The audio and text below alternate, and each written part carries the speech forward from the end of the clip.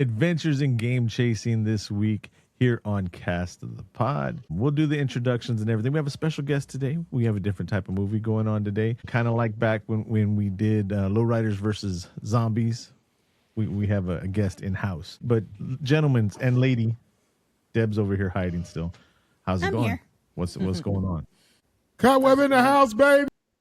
He went straight to his own introduction. This putting himself over, motherfucker. Touche. Do you expect any less from him? I mean, in greatness right now. He's in his own bubble. Remember? So I told you, bro. I'm feeling really fantastic today. I mean, like it's like that's good. Yeah, it's like when you sit back and you realize that you're like so good at what you do, it's like scary. You know what I'm saying? I was sitting back today, like I was like, oh man, I'm so efficient that I'm doing shit like it takes like people like 3-4 weeks to fucking do, and I can do it like in a week and a half. You know, I'm like, sometimes you just be like, man, I'm a fucking genius. My man is big up in his efficiency. He is so humble. He has humility. I think he just got like a double bubble today. He's got the humble bubbleliciousness. I ain't trying to be all that, man, because you know what? Let me tell you how much I appreciate you guys so much on Cast of the Pod, because I have been like on a terror of going to different podcasts lately and talking to other people on different podcasts. And let me tell you something. There's nothing like being home. Oh my God, it's nothing like being home. Love hearing that. He's a masochist. He likes the abuse. I'm glad he's got that double bubble because it's expanding with all that hot air. I mean, the humbleness. What are you talking about hot air, man? Don't you need to come up here talking that mess, dude? Like, come on, bro. Humility. Come on, man. It's all good, bro. We here for one reason, bro. We here to be talking about this flick. You know, this game chaser. How's it go again? Adventures in game chasing. How's it go again? Don't take that against me. Oh no! Wait. Wait, don't hold that against me. Don't hold that against me. Yeah, hit the intro. Warning. This podcast is about the horror genre, specifically horror films. As most horror movies are filled with coarse language, violence, and/or gore, the topics and language of the cast of the pod will also reflect the genre. If you have any issues with the aforementioned warnings, please press stop. However, if you have no issue with adult language, movie violence, or the accoutrement that accompanies horror films, please feel free to continue. You have been warned.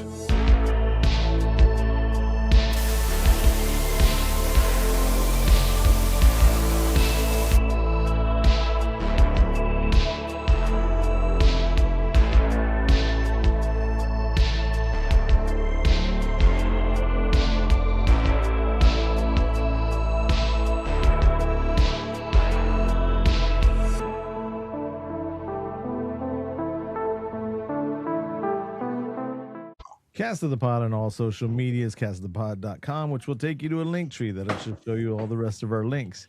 You can hit up Cobweb at Cobweb411 on Instagram.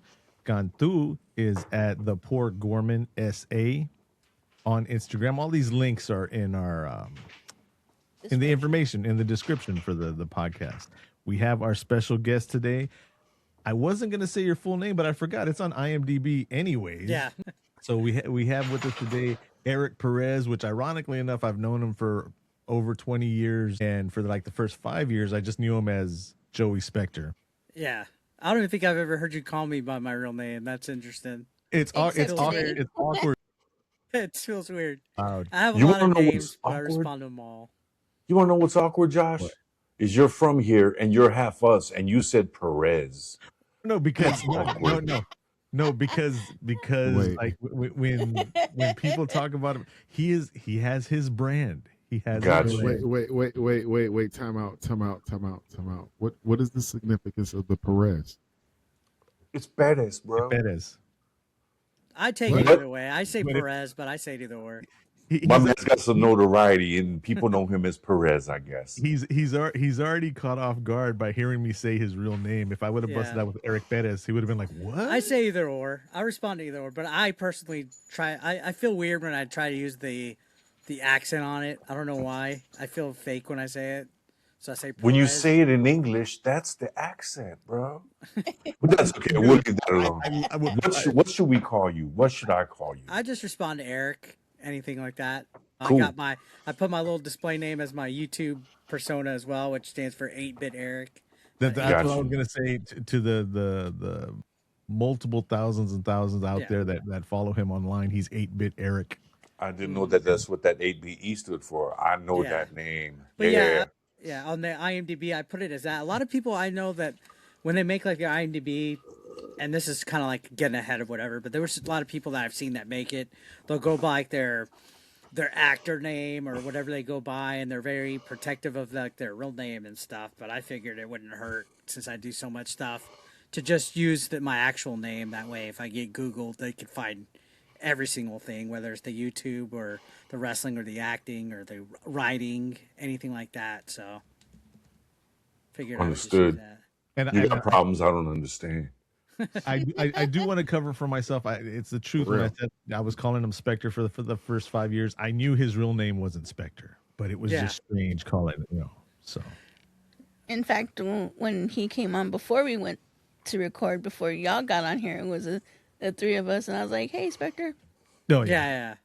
And I respond to it as well. It's anything really. It's funny when I'm in the real world and I hear depending on what somebody says hi to me as or calls me, that's like, especially if it's far away, if I hear somebody say like the wrestling name, I'm like, okay, that could be like anybody. Like it's interesting, So, all right, I didn't mean to move the mic there. No. What happened? No, that big. I was gonna say, was that a fart or a burp or? There's a fart joke coming up in this movie later on. Oh, there's a lot of farts. Yeah. I've got some notes over here. I know. We all hyped up. See, you guys don't even know. Josh has also been teasing us a little bit lately about this whole concept of us coming out on vinyl for the masters out there. It was supposed to be a surprise. Surprise my butt. That's why we talked about it privately. Look, bro, we want to take the greatest hits. We want people to start submitting their cast of the pod best snippets for the album. We want to start getting that together. Thank you very much. Okay, thank you. See, Spectre, you see what I mean when I tell you that he gets it? Yeah, that'd be cool, though. If you're going to do a vinyl thing, that'd be pretty cool. Well, we are going to put an episode or two on vinyl, but... yeah, I wanted to have it all compiled and everything and ready. Now you put them like on the I don't know if y'all had the same thing when I was a kid. There was like a little suitcase record player that had like the little miniature vinyls. They're like little records and 33s, the 45. Yeah, I had like the Ghostbusters song on one. I had I want to say I had a Sesame Street album or something like that with Kermit the Frog. 'Cause Kermit was like one of those characters that was on both actually for a little bit. He was on Sesame Street and the Muppets, and he was kind of like the reporter in Sesame Street. Yes. His voice sucks. Yeah, I know what you're talking about. Have y'all heard the new Kermit voice? No, I haven't. It's on the new Muppet Show. New Muppet Show is pretty good, but Kermit's voice is just wrong. It's not an Oz. It's not an Oz voice. No, it is like his son held it down for a little bit. Frank Oz's son held it down for a little bit. Yeah. For a while. But it's like somebody went, you know what? We're not going to do an impersonation, so let's just do as far away from the Kermit voice as possible. So then that means a couple other ones are different then too, because he did like what? I think he did Animal. Oh, he did quite a few. Oh my God, Did a few. I heard on the I love that show. I really enjoyed it. Are they going to come out with another episode or something like that of the Muppet Show? Cobweb's just walking all over my fucking punchlines. You didn't hear that, Cobweb? I said on a couple of drunken nights, I heard he did Miss Piggy. They're doing a lot with the Muppets now, surprisingly. They're doing a lot with them because I know they had like a new version of Muppet Babies, but then they brought this new Muppets Tonight Muppet Show. The regular Muppet Show. But funny enough, they tore down the Muppet Theater at Disney MGM, which kind of sucks, or Hollywood Studios, not MGM anymore. Disney MGM was in the 90s. No, I've never been there. Never been there. Eric goes every year. Nah, it's been a while. I went 2016 last, but it's sad because that Muppet Theater 3000 was pretty historical and they tore it down. That's the thing. I always want to go to those spots, but I'm sorry, but the lines. I always get ticked off about the lines. I hate waiting in lines. I just can't. he hates being around the commoners. I was gonna say it's not too bad as long as you're not trying to get like on the thrill rides. They're not that bad. When I went, Space Mountain was crowded, Haunted Mansion was crowded, and then the new Seven Dwarfs Mine Train. But everything else was pretty easy to get on, even without Fast Pass. So you hopped on the teacups like about 4 times. Oh yeah, man. Even the ones at Fiesta Texas, they have the little cups at Fiesta Texas. Fiesta. Wait a minute. I'm getting. You guys are getting real San Antonio on me right now. Six What do Flags. we- Six Flags. Six Flags Fiesta Six Flags Texas. is now Fiesta here. Well, not now. It's been like 20 years. Yeah, but it was a park before Six Flags bought it. I tell you what, I don't do, especially now with my issues with my balance and all that.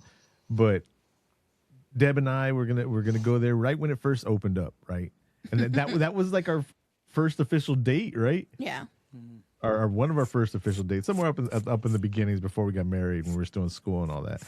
But so we were there at the Gully Washer, which is the big inner tube, whatever, where you go through all the water. And we're waiting in line, and she's like, "Let's get on the Rattler." It's like, all right, I'll get on the Rattler just as soon as we're done here. So we're sitting there waiting in line, trying to get onto the Gully Washer, and then you hear pat pat 4 paps in a row, and over and over, and I'm like, "What's going on?" And you look up, and there's a guy on one of those, like how you clean the windows, Yeah. Right. but just the one person ones. And he's hanging down and he's getting 2x4s and he's nailing them into the side of the fucking roller coaster. Oh, yeah, and fuck that. He stops as it goes by, and then he sets up again. Pat, pat, pat. I was like, nope. Yeah. Here's the true story about that. So when Fiesta first opened, it was maybe 95, 96. Anyways, went there, and the original Rattler was there. Mhm. Yeah. And it was a soft open, and they didn't really advertise it. I heard about it from somebody who had heard about it. So I got to ride it like 4 times, and it was the original design. The original design All had wood. an angle that was so ridiculous that I think on the 4th day or 5th day of the soft opening, an old lady died on the ride. She had a heart attack because the angle was just It too was much. loose and it was So Yeah, then it was they all just wood stopped back it, in the day too. and they readjusted it. Yeah, they took it, they readjusted it, and then they had the grand opening. So I got to ride the original one 4 times Yeah. in a row. So now it's a combination of iron and wood, so it's not as still fucks your back up, but it's Man, you guys are scaring me now, man. I don't know. no, it's no adventure park or anything like that. They're legit, but it's just, yeah. Okay. As long as we're not going that far. We don't was- want to go that far. it was a grown folks ride. Oh, okay. Because we used to have like an amusement park out here in Bolingbrook, I think it used to be in Chicago, not too far from Chicago in the suburbs or something. It was called Old Wild Chicago. It was right off of the I think off of Larkin or something else like that. Or And it no, it was It was about just the city. It was just a part of the city. There was the thrill ride was getting through. Bro, it was like this indoor city, man. It was like so crazy. It was called Old Wild Chicago, and it was like you go in, a supermarket, and it was like an indoor, the dollar store. I made it home safe. right? They paid you every time you made it through. Right. It was see, Eric, this is what I have to deal with every week, man. Every week I come in here and I try to do this show with these guys and try to do some real good podcasting, and here we go, Look. and here we go again. And they're trying to tell me about this movie that was so great that you did, and I watched it yesterday. I finished it today. I did watch it, and I watched it again today. The ending again, because I had to see my man with the dice again one more time. But There are some cheesy one-liners in there. That dice one was. Oh no, yeah, that one's a good one. We're getting a little ahead, but yeah, that's one of the best lines that caught me off guard. So yeah, Well, that's what happens with yeah. Cobweb forces the end. Yeah, there's a lot of stuff that happened with this movie because the time that we shot it and then the time that it came out, like it was definitely, that was one of the lines that caught me off guard because I wasn't there when they shot that. So when I saw it in person, I was like, oh my God, that was great. Funny enough, that guy that said that line, he was almost going to be one of the, so out of the 4 crew, there was, the main 2, Billy, Jay, then there was me, and then there's Chief. that fourth, the role that Chief played was originally casted for somebody else, and it was going to be called Charlie, and then that person couldn't make it, so then somebody else got casted, then that person got recasted, so Chief was like the fourth or fifth person to be put in that role. Eventually, it was just like, hey, you're in this fucking movie whether you like it or not, because everybody else couldn't make it. Well, that guy that did the dice tried out for the part, and we went with Chief instead. So it's like we I'm still gave glad. him a role. I'm glad y'all brought Chief in. I was gonna make the joke Yeah. before we got into the movie. The only thing I know about Chicago is that big ass bean, and then Carl and Harriet and cousin Bauky, and then that pizza that I'm not very fond about. That a whole bunch of heartburn, Cobweb, and then of course, OK Chief, who's in this. Yeah, movie. yeah, he's from Chicago. Yeah. He has a tattoo. He's the one that of the says Sam skyline. Squanch, right? I don't know if Yes, you Sam. saw. I don't know if you saw it on his arm. Next time you watch, he has the skyline on his arm. It says Chi-Town. Yeah. Sam Squanch. Yeah. It's a Sam Squanch. Hey, y'all be tripping, man. Y'all be tripping hard, bro. This is Eric. This is what I be saying, man. Yeah. You see how they keep coming up. They give me like a jab, here and there and everything else like that, because I don't get it. When we restate factual facts that are recorded for posterity in the immediacy of the moment, you call it an attack. When we just restate facts. Yep. That's why you true. got to be bringing up old shit? Why you got to keep bringing up old shit over and over again? All the time, Eric, bro. we have to go through with him. See, now we're gonna do what I normally do, which Cobweb tried to steal from me right now, and I'll try to steer the ride over here. We're gonna go to IMDb. Mm-hmm. And Thank you. Adventures in Game Chasing 2022 is showing as a release date, 1 hour 41 minutes. Billy and Jay, friends since kids, and now beat down with life, go on an adventure to track down Billy's original NES gaming system in order to play it one more time. Director Billy Chaser, writers Billy Chaser, Jay Hatfield, Melvin Hatfield. His name is Melvin? Yeah. Is that the doggo? No, Melvor. Melvin. Oh, duh. My bad. Yeah. My bad. But he took that. It's like a sci-fi nickname. His real name's Melvin, though. Stars Billy Chaser, Jay Hatfield, Eric Perez. Yeah. There you go. Yeah. So, fun fact: Billy didn't want his real name, so he put Chaser. And then Hatfield didn't want his real name, so he put Hunter. But then IMDb was like, "No, you gotta have your real name." So he got, because he's like a real private person, but they wouldn't let him change it to Jay Hunter. Oh my God. So, just fun fact. Is he one of the hats? Isn't like I don't know. He always gets joked like that, but then he has that biblical ass name of Japheth. So it's like, well, you're not that Hatfield. Japheth Hatfield. Yeah. That sounds like a feudal name to me. Yeah. So Let me, Africa. bro, you got to explain to me. I don't understand. I don't understand. I really don't understand why this fool. What? I don't understand why this fool came out that bathroom with that shit ass drawers in his hand. That's Eric. That's So, Eric. yeah, that's me. Like right he now. didn't know what was going on. So- And they wasn't a little bit of streaky. That was like deep Yeah, chocolate yeah. brown. You know what I'm saying? They was So- deep chocolate Snickers. So yeah, just in case anybody listening to this later, if you want to watch it, it's on Tubi with ads for free, or you could buy or rent on Amazon Prime Video, Apple, and I believe a couple other things. I'm not sure. I think you can even buy. Pluto and the Roku channel. Yeah, I didn't even know it was on Pluto. That's awesome. I think you could buy DVD on Walmart.com as well, or Amazon. But that toilet scene, the whole restaurant, if you guys, and I know there's gonna be light spoilers here. Anybody listening? There's gonna Light Weird spoilers. spoiler. we're Okay. So Mark. everything from the restaurant scene with the toilet and all that was day one, right? So that was like first day of filming. But the car itself was supposed to be the first thing, like everything with the car and all that was supposed to be the first thing filmed. But the car broke down on the way to set, like at 3:00 in the morning. We had to get there, like call time was like 5:00. And we were there for 12 hours, and the car didn't make it on set until like 1:00 in the afternoon. So everything had to be arranged, like rearranged on the thing. And one of the directors, we had two directors and then like two ADs, and the director was like, okay, we're gonna have to get Eric on the toilet. So the scene of me on the toilet was the first official thing shot for the movie, and it was like one of those tiny like one person bathrooms, like tiny, like I'm talking like this was like smaller than a prison cell. So the camera guy, well, he don't like to be called camera, he wanted to be called cinematographer. He had to sit like he had to sit inside the sink, like he had to sit inside the sink, like he was like ass in the sink, To get holding the this shots. expensive Yeah. ass, holding this expensive. I want to say it was called like a Red Dragon. I don't remember what the.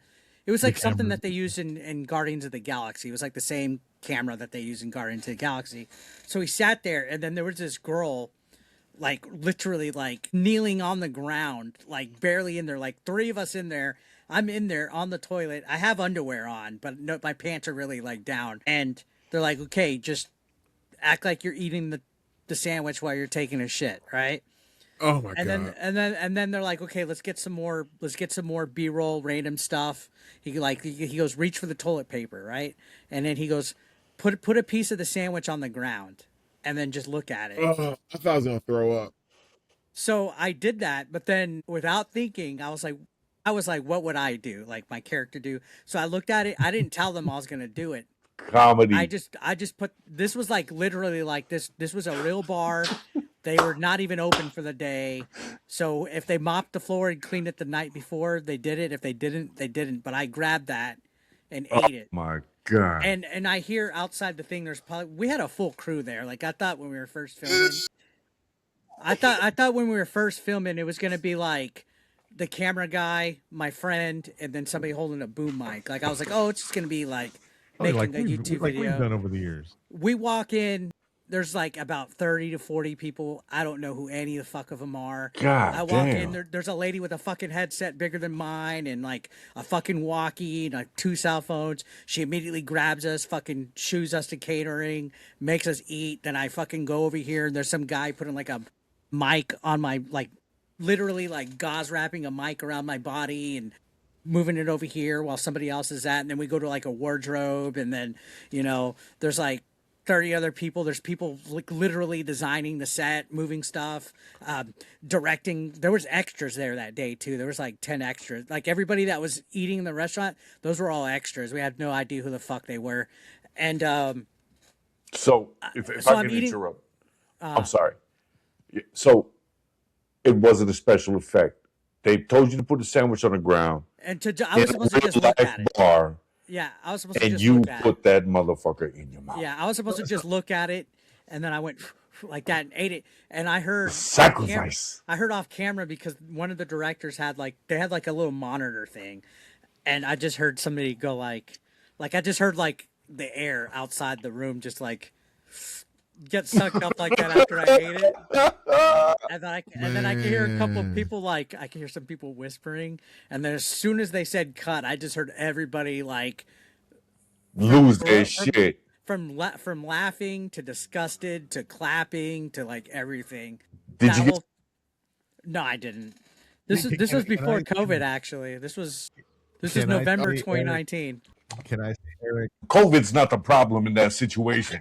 So That's so what yeah, I we did. did that. No. Hold on, real quick, if you don't mind. So Eric. going forward from that moment, both the cinematographer and the director, which the first director was my friend, but the second director did all the heavy lifting because my friend was also Billy. He was the one that was acting in the movie. The second director and the cinematographer looked at me and they said, "Hey, at end of every shot that you do, we're just gonna let the camera roll for like another 30 seconds to a minute. So if you feel something, just do it." So a lot of what I did was just improv. A lot of it, especially a lot of my, like I got like Yeah. I got the core thing because they're like as long as you get the core script, you're fine. But after that, you could just wing it. Like for all the shots that we do, Oh my just god. just be consistent because we did a lot of blocking and we did a lot of different shots where like one scene would be like facing me and then another scene would be, you know, the same scene we'd have a different camera shot where it's facing the other guy, and they're like, just keep the lines somewhat consistent. You know, we had a one camera setup. If we had two, it could have been quicker. But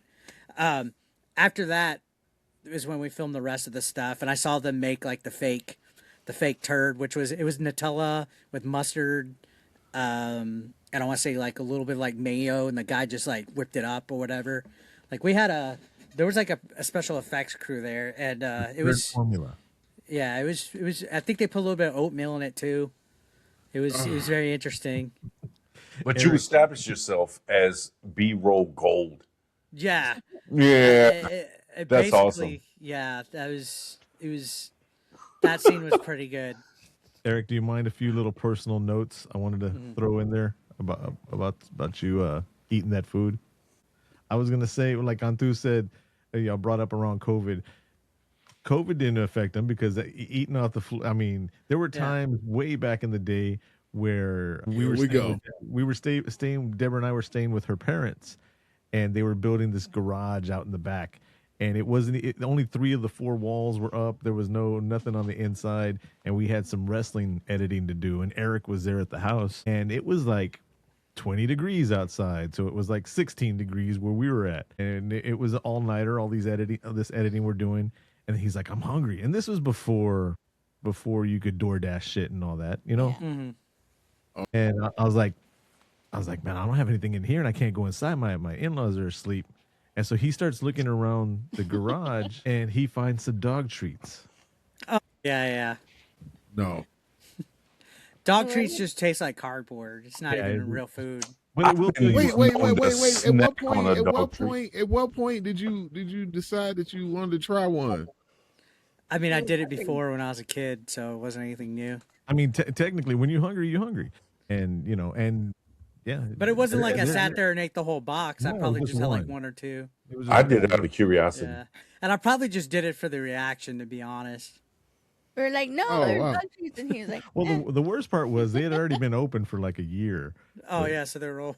Well, I mean, dog treats aren't even real food, so it's not like they're gonna spoil or anything like that. Yeah. So when I was a kid, we had this little raucous dog named CJ, and my mom used to keep a little Ziploc bag of his treats. And I was always curious about why he would just go ferocious on it. He loved it. So I was like, fuck it. So give it a smell. And I ate it. So it was all right. Didn't get sick. It's just, I didn't like the taste of it. Yeah. 30 years later, I ingest something. And upon tasting it, I was like, CJ, I remember CJ. It was vegan meat substitute. Tasted like the it's dog probably treat. made with the same stuff. I thought of my dog when I ate that fake meat. I was like, oh, they didn't invent anything. They just give y'all dog treats. Yeah, they just switched it. It's probably the base. And that's my the same word. base. It's probably It's not the same base. It's the same shit. Yeah. The company was probably dead for like 30 years. And then the vegans came out, and this company was like, yo, you know what? This was vegan back in the 80s. Yeah. Let's go ahead and throw it out there. Repackage it. I love my vegan burgers. No, you love CJ's food. Wait. Let me ask you guys this. Wait. Do you guys think that like vegans are like going out of style?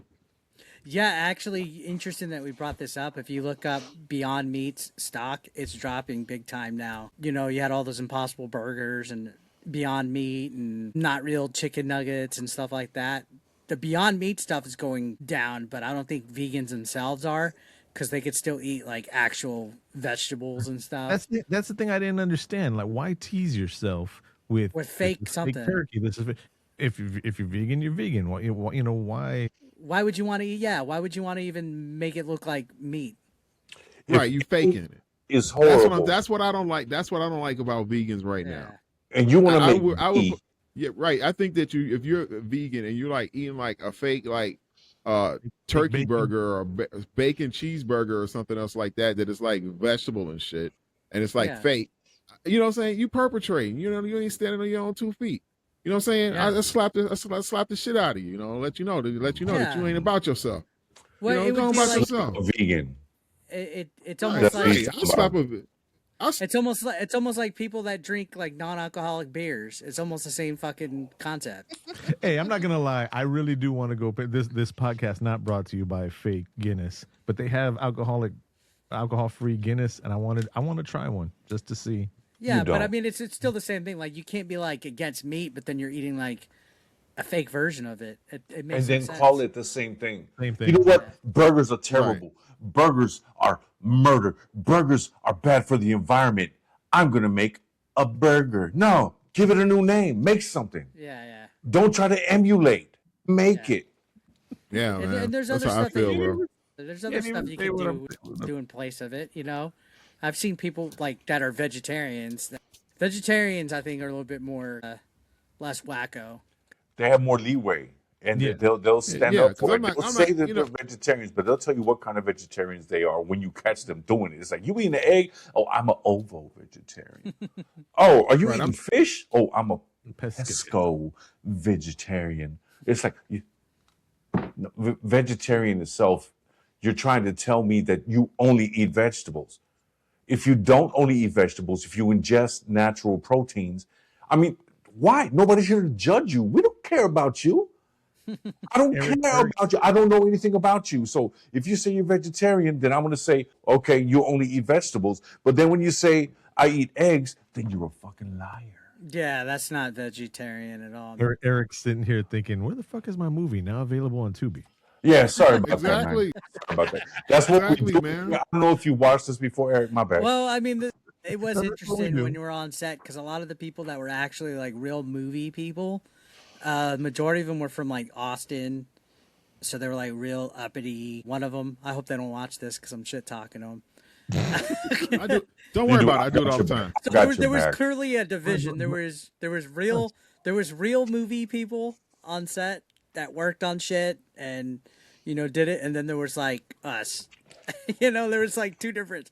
Like they were all like, I remember we were going over the budget, and one of them was like, we can't be having like pizza and McDonald's on set. These people are gonna want real stuff. Some are vegan, so we got to cater to that. Like there was like one AD that was like a big tall. She was very sexy. She was like almost like 6'2" or something, but she was like an Amazonian bitch. She was like hot, and she was like super like SJW, super like anti-meat, super like I don't like men, like just like she was controlling on set, and she was like, we cannot have McDonald's, we can't have this and that. And funny enough, something happened one day where we couldn't have catering on set.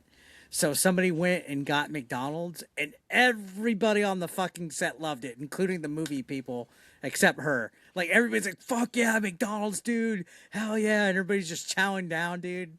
It was just the whole vegan aspect of it just brought it. Like, it was like, I don't know. It was just It's not the veganism that's fucked up. It's when they try to control everything else. impart it upon you. Yeah. And it's not just veganism, it's everything. It's politics, it's religion, Yeah. it's your business beliefs, it's your social beliefs. It's fine. You can Yeah. believe what you want to.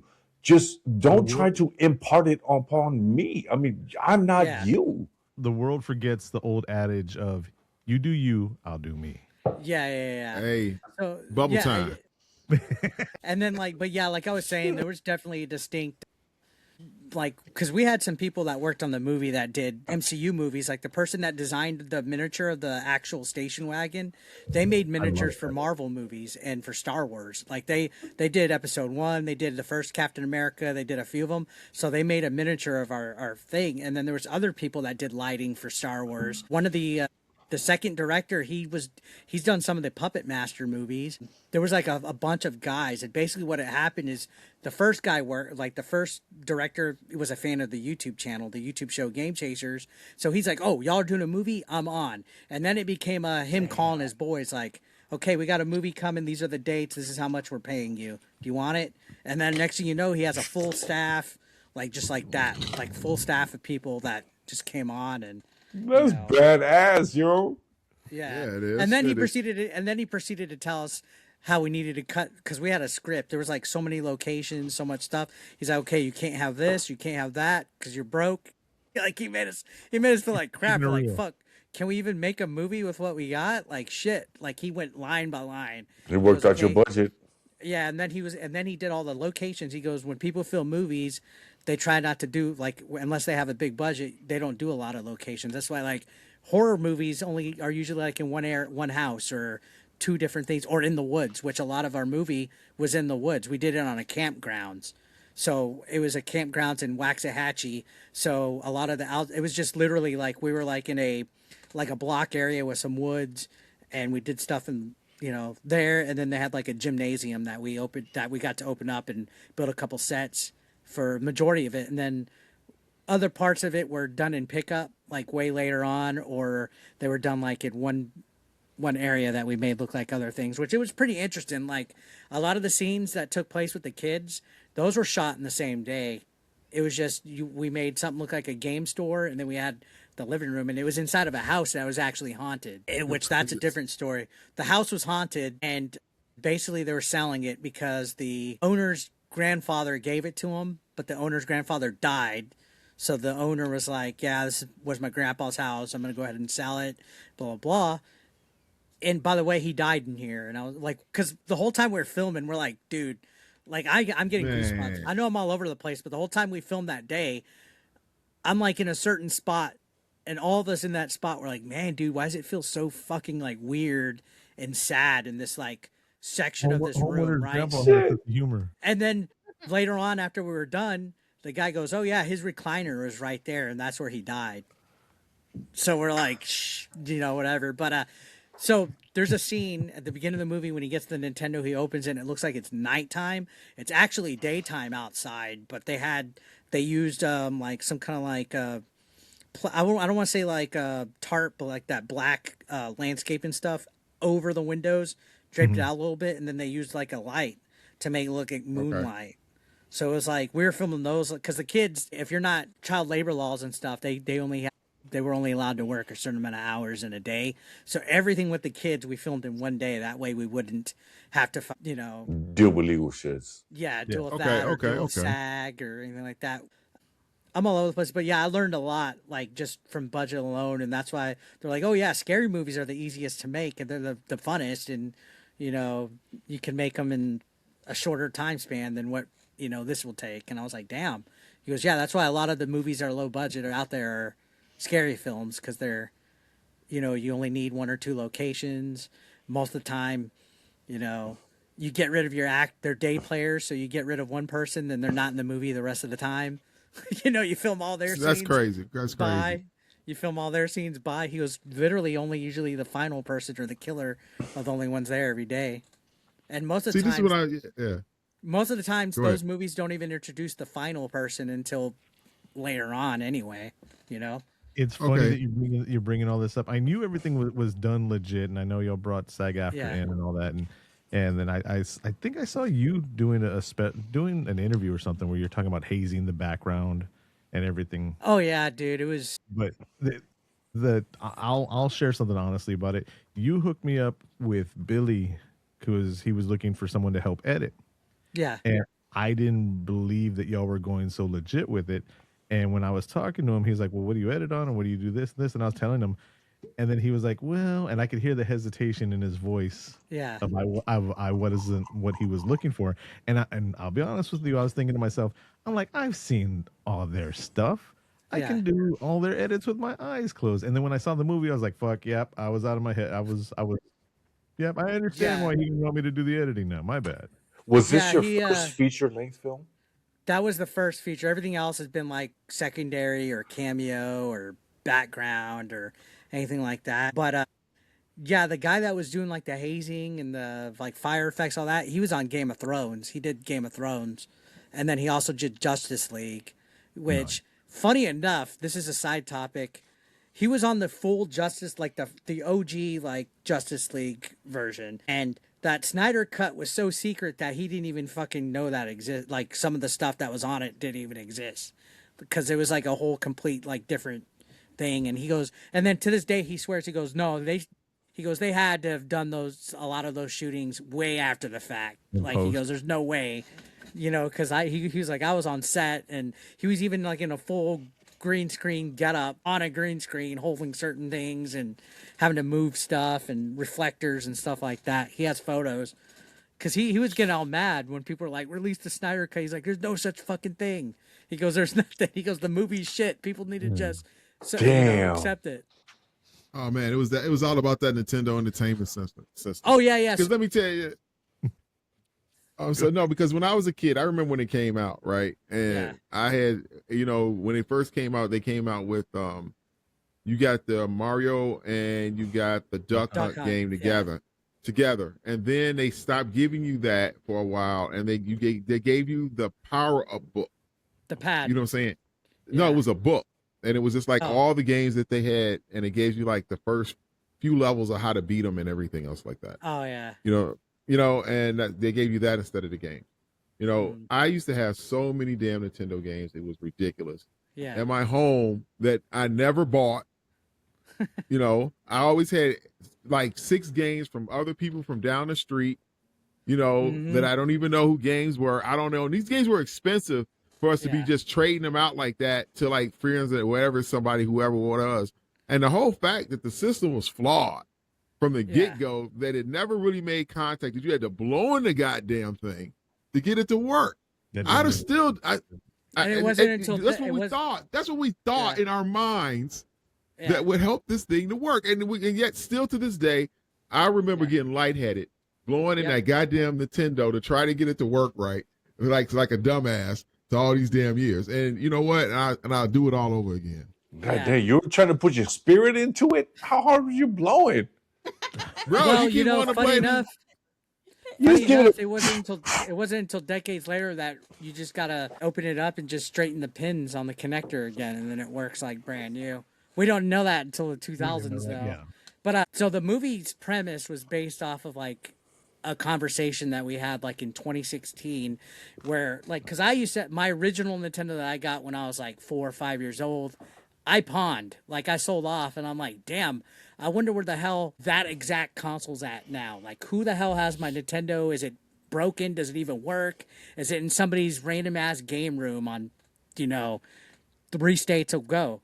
And he goes, yeah, then he's like, yeah, I was actually wondering where my original Nintendo was as a kid too. And he goes, in fact, I was thinking that would have been a good movie idea for something like a road trip type of buddy movie where they go and try to find it or something. Like, it was just like a weird conversation that we all had at the same time. Like, oh, where's my console at right now? My exact one that I had as a kid that my parents gave to me and stuff like that. Because originally they were going to do a movie where they just looked for what they do on their channel, which is looking for video games. Like, oh, let's just go to Japan and look for video games there. And we're eating dinner in Philadelphia, and somebody goes, nah, dude, you can't do that. You need to have a fictional story, like a fictional origin story of what you guys are, and just have fun with it and have like an entertaining story. And then the more that we sat down and thought about it, it started changing and stuff. And then that's where he added in like the Ghost Getters thing, because that was eventually going to become a spinoff too. But unfortunately, Billy passed away this last year, so that's probably not going to happen unless somebody picks it up or whatever. But there was a lot more like supernatural, paranormal stuff that happened in the original script. But then when we were told that there was no money for it, we had to do away with a lot of it. So we settled on that creepy ass house. The creepy ass is full of cat dander and dust. I was dying 12 hours in that building, but we settled on that. And then we settled on doing silly stuff like, out in the woods with a fake alien. And then we had the little gnome. I don't know if the versions y'all saw, did it have the post-credit scene or no? What was the post-credit scene? You got to check it out. I didn't steal through the credits. So I think Tubi and Amazon and all of them cut off, because at the end of the credits, there's a post-credit scene that something happens. And for whatever reason, most of the platforms cut that off. I don't know why they didn't. I'm going back. There's a post credit scene where me and Chief are in it, and something happens, and it kind of leaves off on a cliffhanger. So hell yeah! Oh man! Eric Because this brought me back, man. Still wanting a little bit more. Huh? Yeah. I said, look at Eric teasing the crowd. Just yeah. That's beautiful.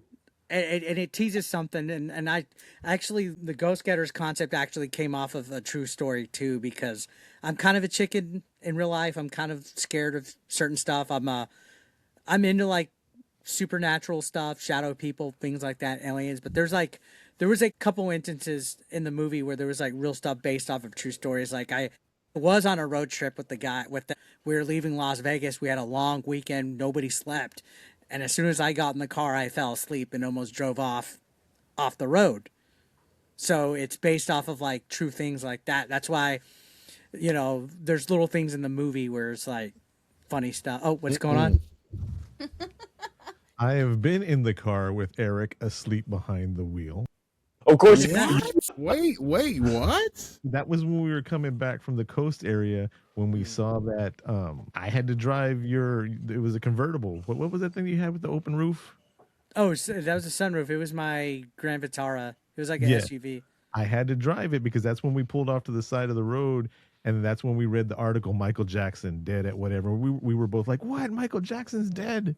Oh, But yeah, you fell asleep while driving in there, and then the only way I could keep you awake was telling you that, man, looking through the sunroof looks like, Jeepers Creepers is going to see, come I don't in. remember any of that. That's funny though. And you were like, fuck you, man. You got all mad. Don't be talking about Jeepers Creepers. That's So, pretty funny. There was a quick lot question. of stuff though in real life that was, yeah, go on. Okay. So, number one, first, not a question. When your character was first confronted with the actual supernatural, the way he was just like, oh, I'm out of here. Yeah. That was, oh my God. I was just so mad at you. And another thing, what was it like based on your filming experience before this one? What was it like rolling up to set and just seeing legitimate Hollywood Yeah. waiting to get down? I What went thought through your mind?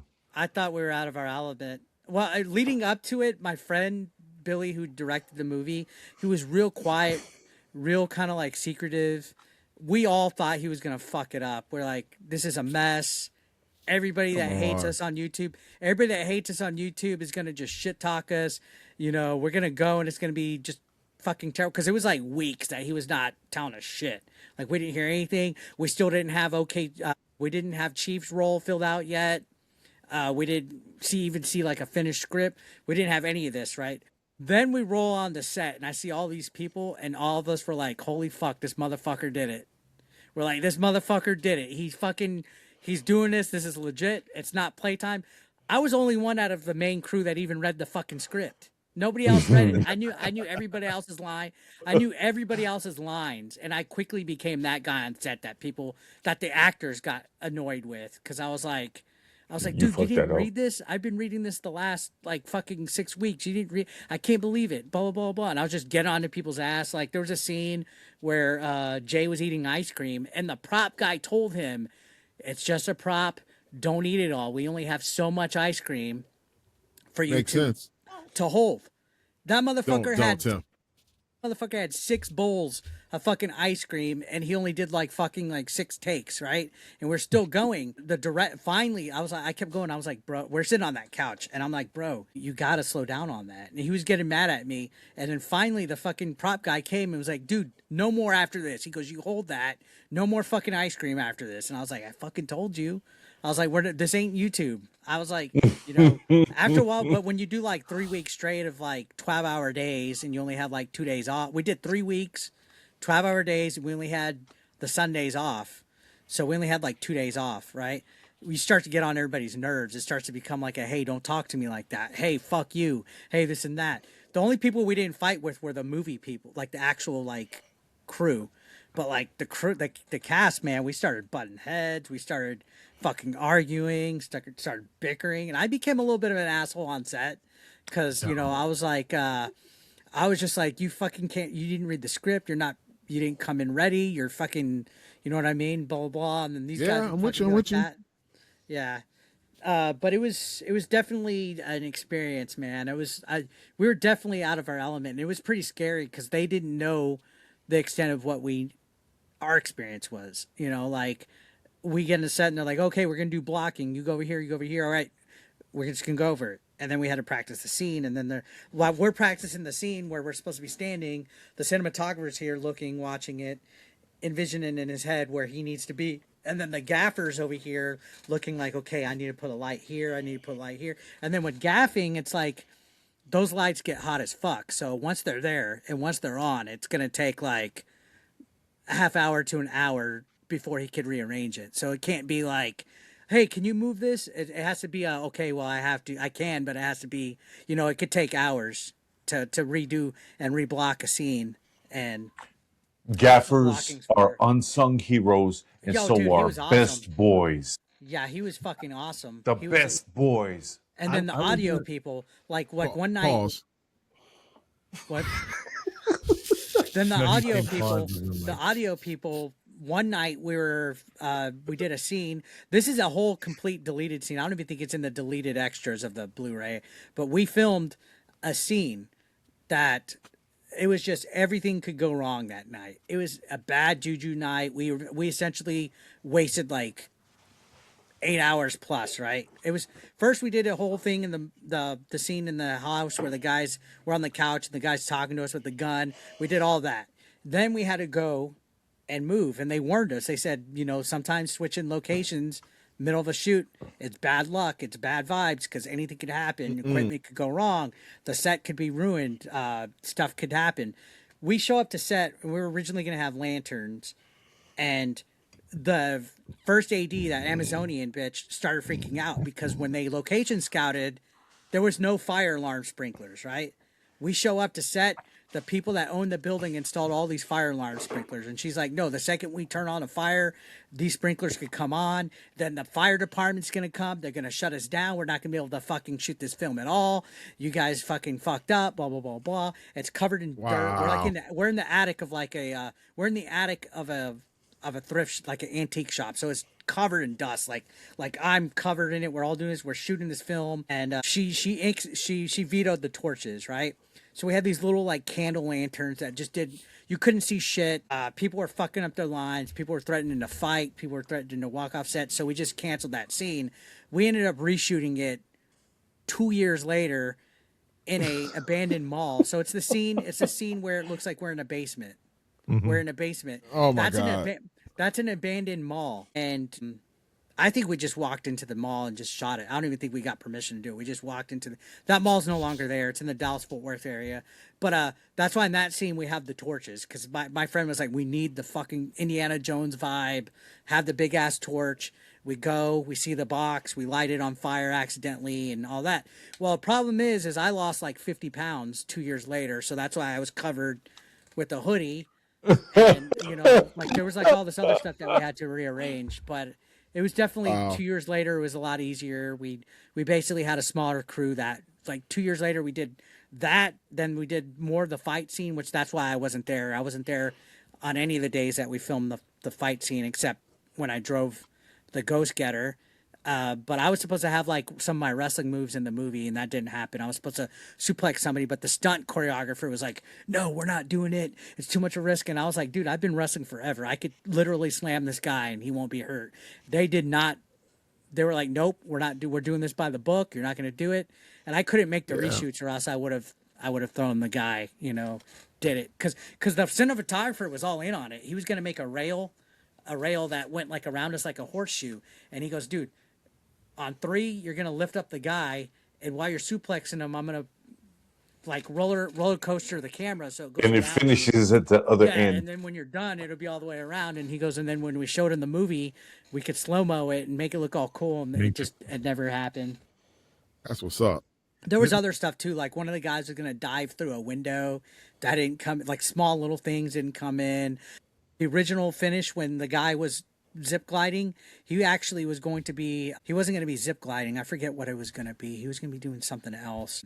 I think he was going to be in a hot air balloon or something like that, but we couldn't get a hot air balloon after all and all this shit. So it was like on the fly. Like they told us a lot of movie making is sometimes you got to do stuff on the fly and make sacrifices and adjustments based on what your budget is and stuff like that. So it was very interesting to figure it out. But going back and filming stuff 2 years later and stuff with a small, like we literally had just like a skeleton crew.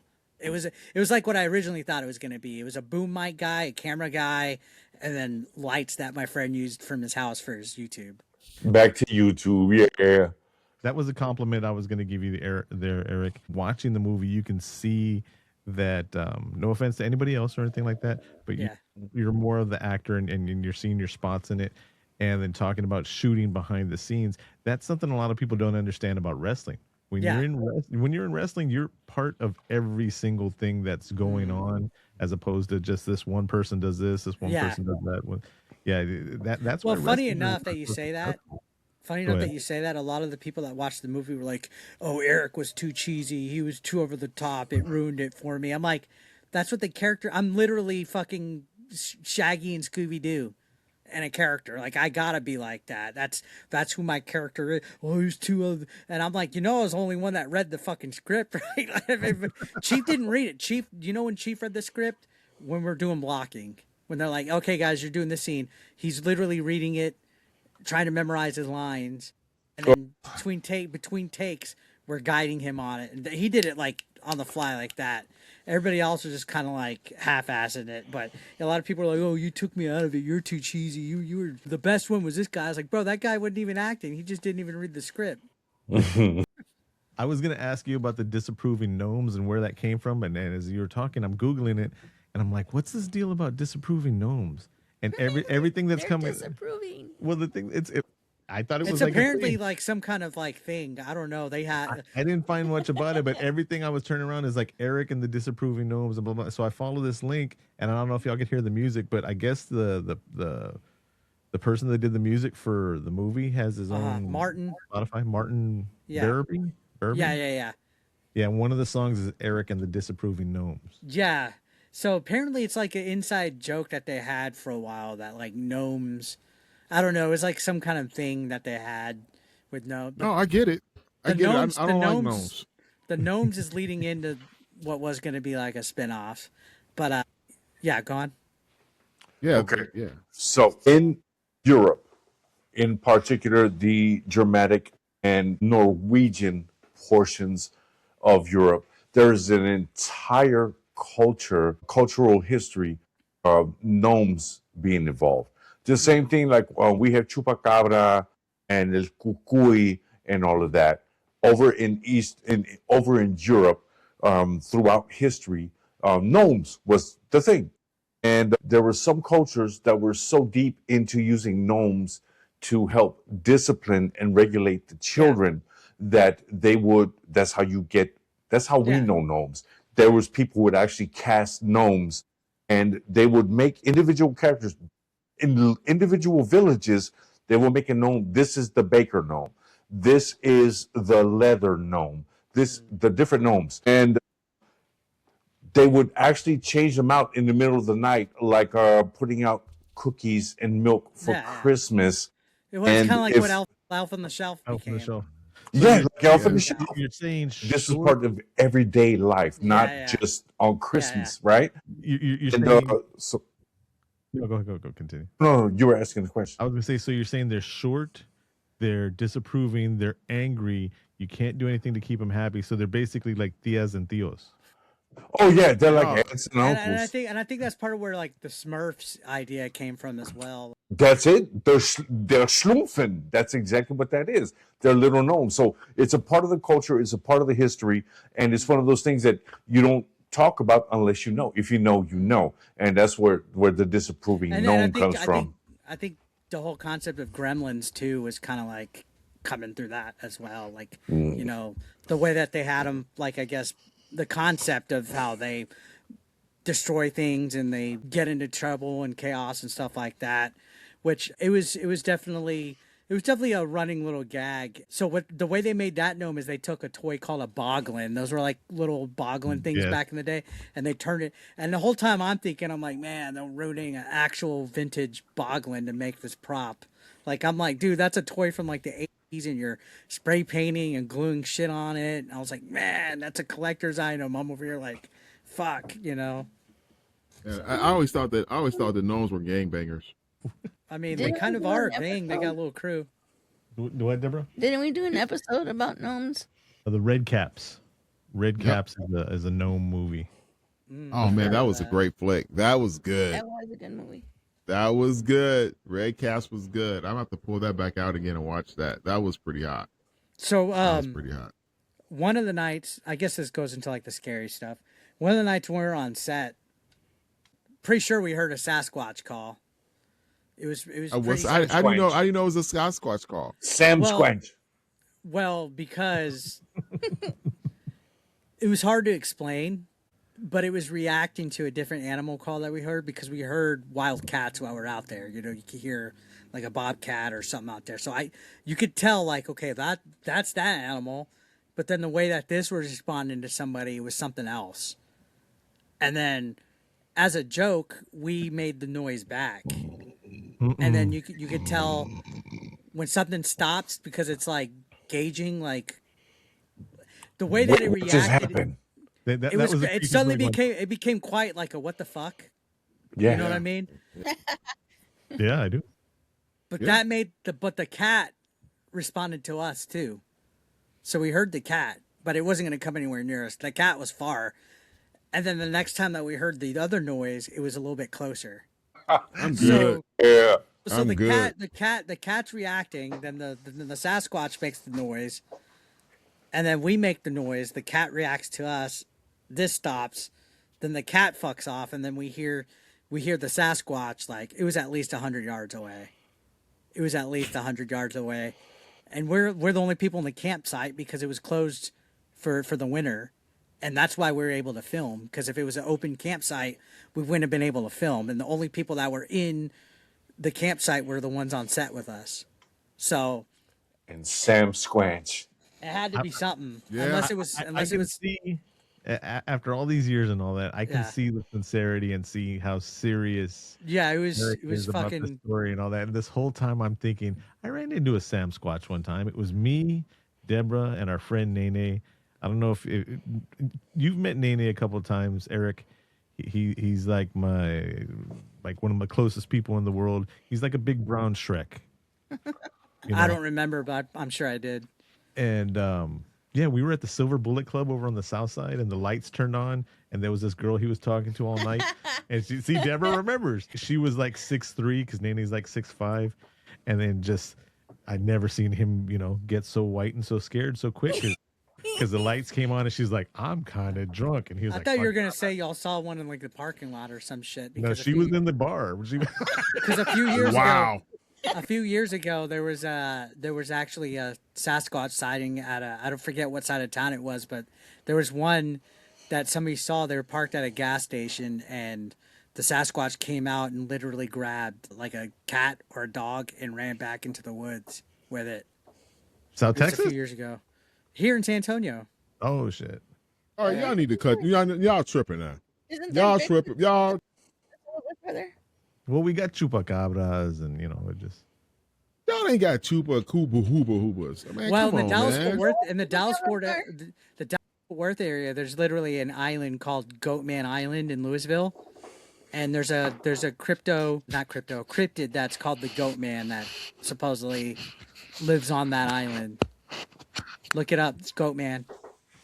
Goatman Island. Yeah. Well, think about man.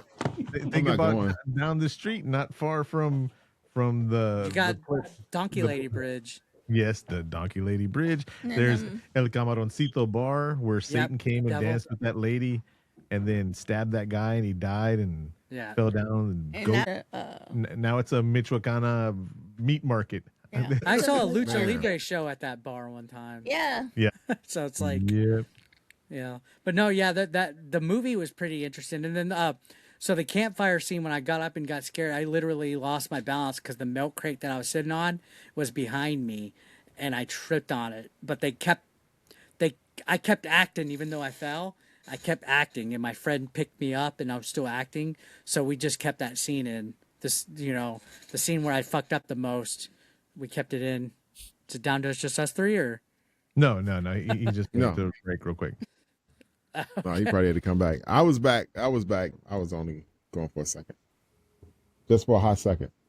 But yeah, and also that same fire scene when we're in the middle of acting, we're in the middle of the scene, and that's his cousin in real life, was doing this long ass monologue, right? And in the corner of our eye, when we're all acting, we just see like this little shape. I say little, but it was bigger than like my dog.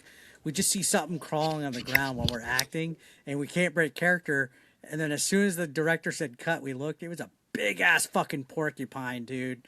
Like this fucking huge, just like walked on the set, just looking at all of us like, what the fuck you guys doing? Like right next to the fire pit. And we're like, fuck, dude, do we move? Do we run? Is it gonna fucking Is it gonna fucking spray its needles at us? Like, what the fuck do we do? We're like, Those things are freaking- dangerous. Wait, they can really spray their needles at you I and think they shit, can. I like think like if in you the cartoons and shit. yeah, I think they could just throw them at you. Yeah, if they get disturbed enough. Get the heck out of Yeah, here! here you come. Are you serious? It's like Yeah. how far can they shoot them? Like a I don't like fucking one of those know. nail guns and shit. We weren't risking it. It literally became like a where the director was like, "Guys, cut. Don't make any moves." And we're all like, Cobweb, y'all talk about how dangerous it is in Chicago and stuff like that. We have lizards in Texas that shoot venom out of their tear ducts. Okay, wait a minute. 10 feet, 10, 15 feet away. Venom shoots I don't even out know of why their y'all. tear ducts. I don't even know why y'all want to put up with that. Okay, that just doesn't even make any sense to me. Okay, it makes no sense to me at all. Where you guys would be living in an area where there's like a creature that can like shoot needles at you at I any didn't given point in fucking know time. about that. I didn't know about the tear duct thing. The tear Horny- duct thing, I'm still scared about that now.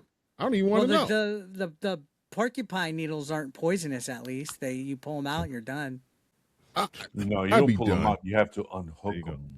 Yeah. Yes, because they have barbs, right, and spines and But yeah, barbs, we they're freaked the fuck out spines. because it was just there. They're ninjas. Eventually, it just chilled for like a minute, and then it just fucking kept walking.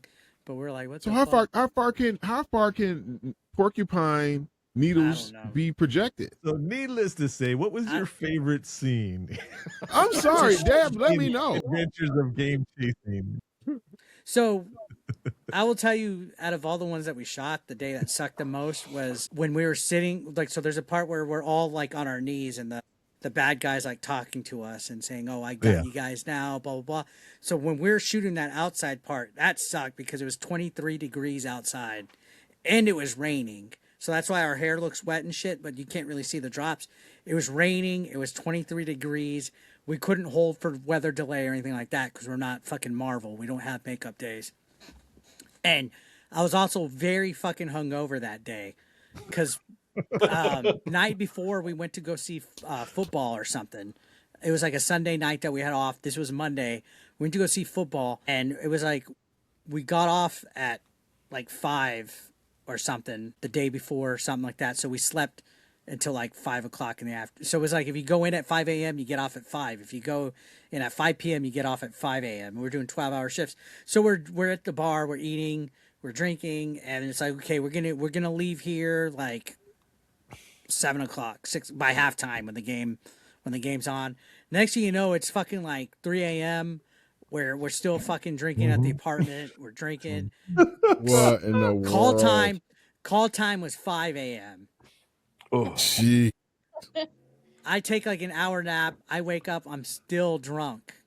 so what am I? Duh. I'm still hammered. I'm still drunk. I make it to set. Some of us are hungover too. Some of us are hungover. I was the worst though. This dude on set, he was one of the extras, like one of the extra thugs. He had like pre-workout. He made me chug like a huge thing of pre-workout. It instantly made me feel better. It was like Goku taking a senzu bean. Like my hungover was gone. Better than menu. Yeah, but I had a headache still. That's and I had- menudo.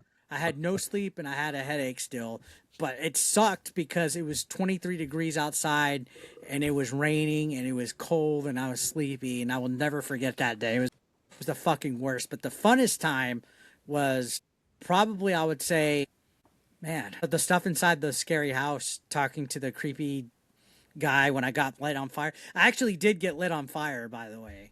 I was gonna ask. Yeah, the guy that worked on Game of Thrones, he bought like not anti-inflammatory because they still lit, but it was basically fire deterring material, and he sewed it in the inside of the pants that I was wearing.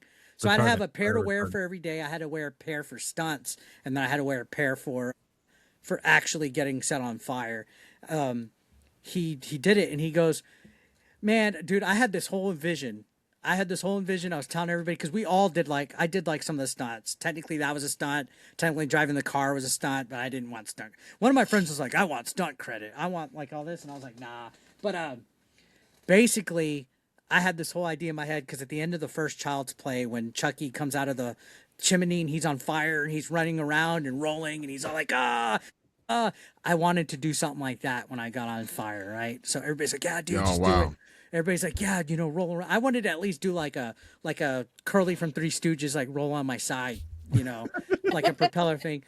And I shit you not, the Game of Thrones guy looked at me with like the most serious fucking face ever, and he goes, as soon as because he was on the outside of the door frame. You can see me in the door frame. He was on the outside, and he just had like a lighter. He goes, I'm gonna light you, and then you're gonna hear me touch the floor of my foot. That's when you drop to a knee and you just do a dive, and you lay there.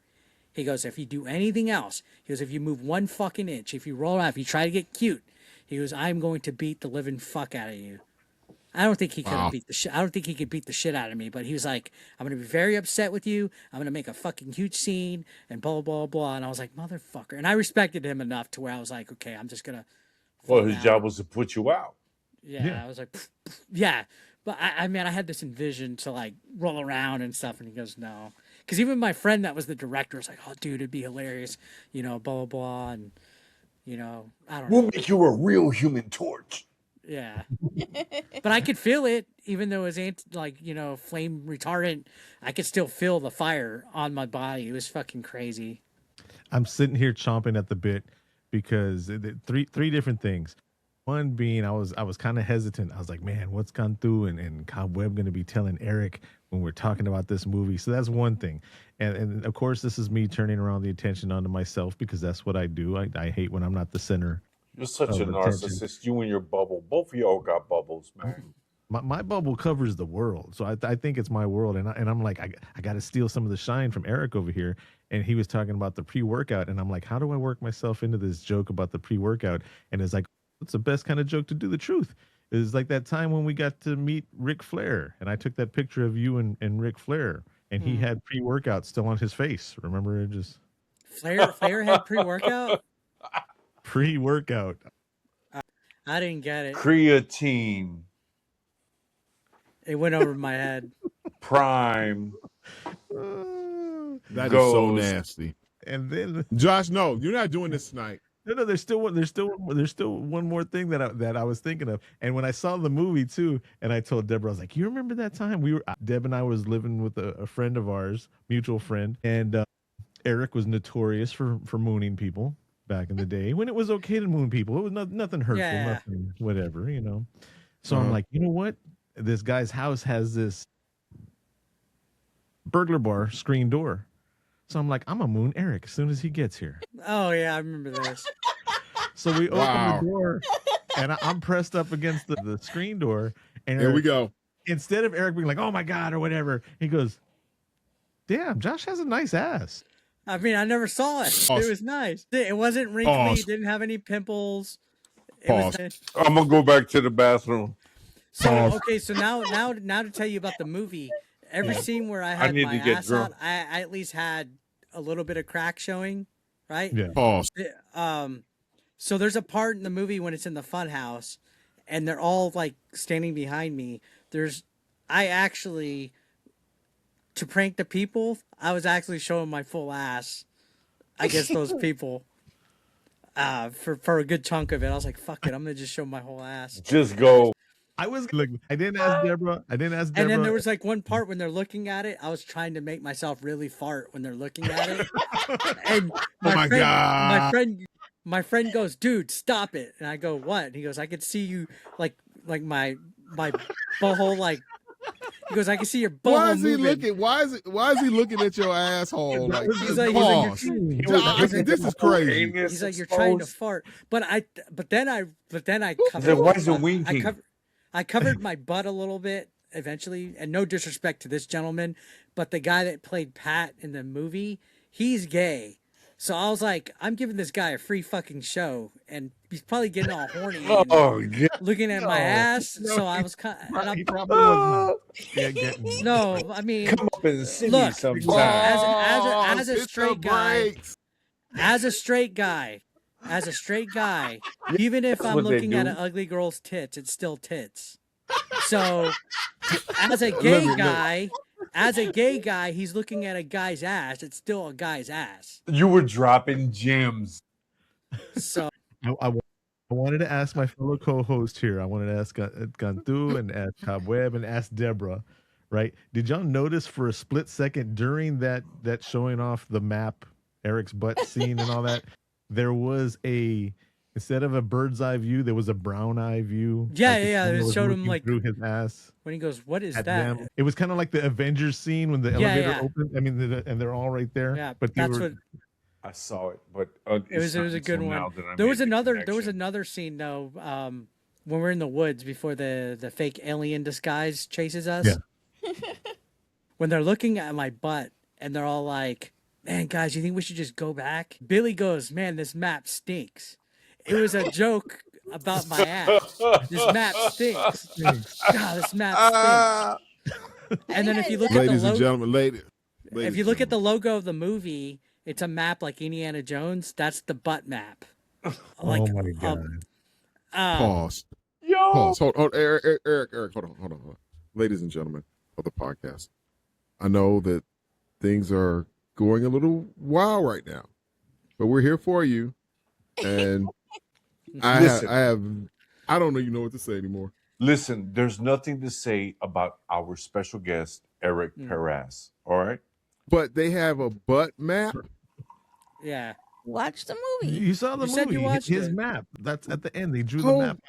The scary homeless looking guy Jar drew the map on my butt for some reason. That's And that was the right. funny part. And it all honestly led to the point of me doing the big fart. That was the whole reason why we had it. It was just so I could fart on the Just thing. build up. Now, there was another part though where they referenced Goonies when we're in the carnival, which when I'm laid out, they say, "Hey, I have an idea. Why don't we draw another on the other cheek and make a fake map so we can distract him?" In Goonies, one of them says, "Why don't we draw a fake map so we can distract him a little bit?" So there was a lot of like stuff from Goonies, Dumb and Dumber, Revenge of the Nerds, Gremlins. There was like a lot of stuff from past movies. Oh man, shit. Yeah. There was a lot of references to other movies thrown into this all at once. And then the title of the movie was because Adventures in Babysitting, but we literally did not have, so we filmed this in November 2019. We did not have a title for the movie until January 2022. Wow. When we did the reshoots, everything, COVID happened. We didn't have a title, and we kept going like, "What the fuck are we gonna call it? What are we gonna call it? This and that." And everything just sounded so cheesy, or whatever. And then Adventures in Game Chasing came up with the Adventures in Babysitting concept, and we were all like, "Dude, that's it. That." Yep. It is pretty funny. There's a bunch. We of almost had bigger celebrities in it, but it didn't happen. But we could technically say they saw the script. Any guesses? It's true. I Any have guesses? no guesses, but Who it does a lot doesn't of matter. cameos in movies? Danny Trejo. That was one of them. Danny Trejo actually saw it, Shit. and he agreed He's to the it. hardest work. He's the hardest working man in Hollywood. He dude. agreed to it, but there was a catch. We had to go to California to film the scenes with him, so that would have just made it. That would have made it. And I think he was 22,000 a day. That was right around. That was also around the time. No, when he had- actually, I don't think it was 22,000. I think I might be adding a zero. It might have been like 2,200 for an hour to film with him. So now we're back down to Cobweb level. That's how much it costs to have But we would Cobweb have bless us had with his presence. we would have been in the worst state to film anything because you would have had to pay permits. You would have had to probably Actor Guild and all it's that. a whole reestablishment. You have to. Yeah. It's like starting a whole. Yeah, new we would have had to business. Yeah. find people. We would have had to find crew over there. We had to get us. So we're like, "Thank you, sir. We appreciate it. Whatever." The other person was Mark Hamill. It actually showed up on his desk because one of the You know producers. how hot he is. One of the producers of the film had a little toy podcast with him at the time, and his answer wasn't a flat out no. It was more of a respectful, "I'm kind of stacked right now. Thank you. I appreciate the offer, but I'm not available at this time." So it was a nice little turn down, but That's what I'm talking about. we wanted them to play the video game store owner, and they both couldn't do it. So That would have been cool. yeah, it would have been cool. At least the Mark Hamill thing would have been cool, but that didn't happen. And then you would have got shot in the ass by Danny Trejo. Yeah, that could have happened. Yeah, right. And But then you I could mean, have what saw Danny Trejo through your anus. we would have had. You know what? I think it was 22,000. I don't think it was 2,200. 22,000 sounds more. I think it was for a Mm. full day though, so we would have had him. I mean, that's one of the jokes he said about himself about being the hardest working man in Hollywood. I'll do anything for money. And I think his only rule is he doesn't kill kids or something Yeah. like that on screen. So funny enough, when I was out there, I lived there for like 9 months. There was Trejo's Tacos like a block away from me, and I never got to go. I wanted to, I just never went. But funny enough, I ate at the yogurt place that was in the same shopping center as it. So Well, because you're from here, you're from San Antonio, Yeah. from South So Texas. that wasn't subliminal at all. Danny Trejo said no. And you could have gone and ate some of his food. And you're like, you know Yeah. what? I want more than tacos. I want yogurt, right? Danny Yeah. Trejo, man. That's what's up, bro. It, That is technically, what's we up. didn't say no, right? Right. Mhm. Because y'all the ones who said no, we can't do it. Yeah, I mean, technically he didn't say no, but you could tell like when people don't want to do something, they make it as much as, it's like in wrestling. If somebody doesn't want to take the booking, they'll give you a fee that they know you're going to say no to. And then you say yes, and they're like, shit. Yeah. So Might have then to that's when they show throw in up the other. and That's when they phone it throw in the in. other. That's when they throw in the other things like Big Boss Man demanded a 5-star hotel no matter where he was at. Some people demand first class no matter what. Some people don't want flights that are certain times of the day. They don't want to, do this. They want that. So same with actors. They got their list as well. And then you And had the to bring their writers. handler and their manager Yeah. and their wife. Yeah. All first class as well. Yep. Do you have any insight on the opening scene? Because I saw that. I did not expect that. Right, like I Oh, said so you're talking earlier, about the Star Wars? the Star Wars thing. But right when I saw that, that was one of those things that made me go, "Yeah, if I would have got in on this, that would have been way over my head." Because I saw So that. that and was like, damn. Yeah, that was done by a CGI visual effects artist by the name of Yoshi Vu, and he's a fan of like the YouTube gaming community guys, so he's done a lot of like stuff for YouTubers, but he's worked both video games and TV and movies. So he worked on Mandalorian, Book of Boba Fett, episodes 7, 8, and 9, the latest ones.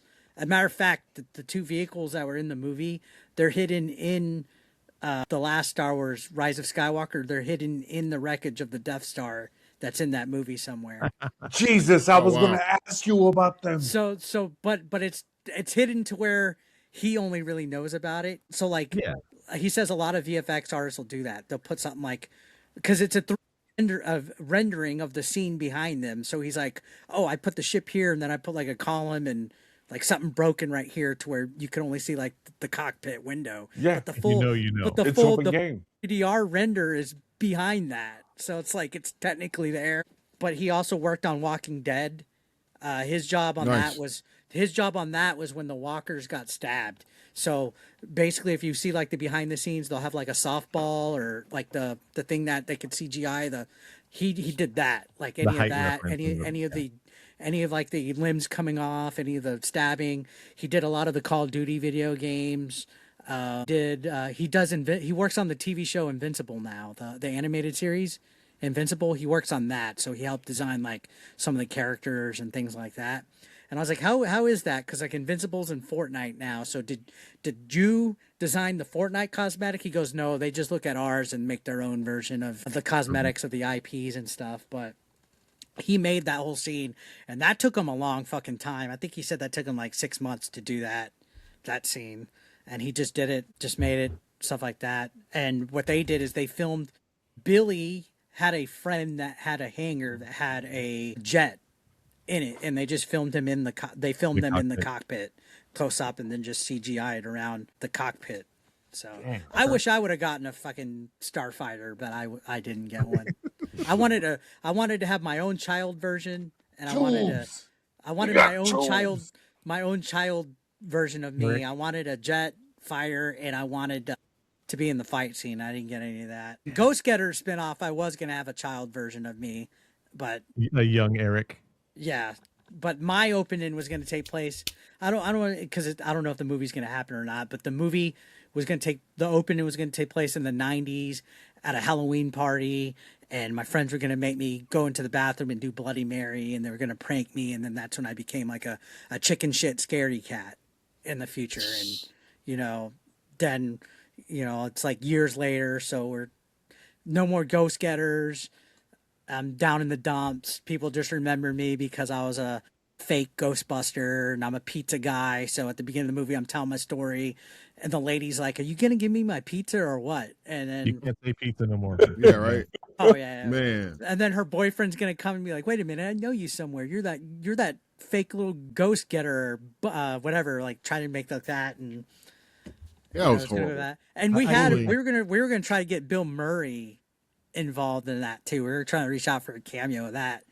Because I heard if he likes it enough, he'll do cameos and just kind of like ad lib it. Especially on art projects. Yeah. So the cameo idea for that was I was going to recruit for new ghost getters, and it was going to be tongue in cheek. He was going to be sitting there, and he's going to be like, "Wait a minute, what's this ghost getting stuff? I'm here for like, I think I'm at the wrong place. I was applying to be like a garbage truck driver or something like that. Best of luck." And then he was just going to. Like, basically, he's going to be reacting like, "What the fuck is this? Like, this isn't what I was..." He showed up to the wrong job interview, basically, was the idea that we had. But, that's not going to happen. Hey, it's Bill Murray, man. They got that other movie out. What is it? That show thing they think I got on HBO Max with my man, what's his name from jeez, I can't forget his name already. Not Chevy Chase. Yeah. Dan Aykroyd. Dan Aykroyd. No, Dan Aykroyd was in no, he was in Fletch. That's Chevy Chase. Chevy Chase. Oh, it is Chevy Chase. Okay, yeah, see, I knew something was going on. You don't know. They got that new about thing on him on Hollywood, man. HBO Max. Talking about his I'm life. or Chevy something like Chase that. and you're not. Have you watched that? I don't have HBO Yes. Max. I'll have to check it out. I watched it. So, yeah, the idea was eventually if we shot one, we were going to try to propose a quick cameo. And I see can if he hear would- Deborah getting upset over here off camera because the beginning of that story ripped off her story about when they had a Ouija board, and then she went to the other room by herself and yeah. Sorry. and got I didn't write scared that by script. I didn't write that I don't- script. It was... Is that what you were thinking, Deb? No. Oh, well, you're supposed to say yes. Just play along, yes. motherfucker. Damn. Say, No, but You're- that is You ruined the that whole is, movie. that is one Deb. of her legit stories. And as you're saying the beginning part, I was like, oh, like Deb's story. I wonder. And then there was another movie that they were wanting to make that was going to be like in the vein of, what's that fucking gas station movie? Clerks. Yeah, Clerks. it's going to be in the vein of Clerks, but it was going to be like a Blockbuster video type of... You said the gas station movie. Damn. I Yeah, knew it was off the knew top of what my he head meant. right now. Well, back in the Let's day, put a filter so that Kevin Smith never gets access to this. that's man, hey, To be bro. fair, I was like a little kid when that movie came out. Deb. I want to see a movie. I do want to see. I'm sorry, Josh. I do want to see a movie with Chevy Chase and Bill Murray. Get the fuck out of here with that. We're 10 pages away from that already. Yeah, man, you're making shit up right I'm, now. I'm over here trying to put myself over again, saying that Deb, myself, and then when I was trying to do video game stuff, Old Mary Gamer, we're in the credits of a Kevin Smith movie. Yeah, Nice. Yeah, I always Tusk. wanted to go to that Scum and Villainy Katina because I lived 2 blocks away from there. Where he shot his pod, right? Yeah, he would do like Tuesday night trivia or something, but I never got to go. Josh, how'd Yes. you end up in the credits? By tweeting him. Nice. What was it? What was it that the credits are on so I could look it up? And Test. Tusk at the end of the movie. Yeah. okay. It's just our names. Hey, it's still Under- there. What did it say? And we got to see it in the. It was like, hey, here's random names. No, Was it in a special thanks section? how or was your something? name there? Yeah, special thanks. Bro, you can get Okay. an IMDb credit for that. You can get a special thanks IMDb credit. Get your credits up. You got research to do. Go There put you it go. up. Well, I was in Sacred Mask. I was officially in Sacred Mask. I don't know You if got you've seen one right that. there. I just did a movie not too long ago where it was a fight scene actually that I got to do, but Did you get to coordinate any? no, I didn't. Oh. Somebody told us what to do. No names though, but they got to tell us what to do, and unfortunately, nobody told them that in movies you're supposed to fake the stuff and fake it even more than in wrestling, and You know, the way they shot it, it was just different than what I've seen on it. You just went out and whooped everybody's ass. Yeah, it was pretty tough. I felt worse than when I did in a wrestling match. I was like, "Fuck!" I After thought you movies broke were fake. somebody's arm, you were like, "I'm sorry, I didn't mean to really break your arm." I was like, I thought movies were faker. What the hell? That's hilarious. When is your next 8-bit Eric live stream? When do you live stream? Are I we was cutting thinking into your about doing time it. or no? I was thinking about doing it later tonight, but to be honest, I've been feeling burnt out all week from all that. So this was a nice change of pace because That's cool. sometimes you Great. get in your head, man. You're like, oh man, I'm just not gonna do it today. No, man, they said Cobweb is here and he just drained shit. A change of pace, you know. And it was funny that you brought up 8-bit games because I got like a random ass one right here. Which one is that? It's called Into To the Earth. To the Earth, yeah. I just got like random ones. I got a bunch of them, man. I got shit all over Game Boy and 64. See, I was thinking about that. I was like, am I I gonna don't sit here- doubt you have any old games. You could make up a game name and I will believe you had it. Oh, I got I've been one of them a couple of times when he goes and he's do you have almost everything every NES game now? Almost? I have like 630 of the NES 8-bit out of a I library like of like. how I don't associate with nerds at all. Well, Dude, there's I like differences. My whole there's thing nerds. is like it's gangster ass motherfuckers. Well, there's different levels to nerdism. There's like anime nerd. There's cosplay Which was nerd. brought up in the movie. I thought that was pretty cool. Yeah. There's like comic We're book. not hanging around those LARPing nerds. Yeah. Man, I love the battle Happy nerds. scene, man.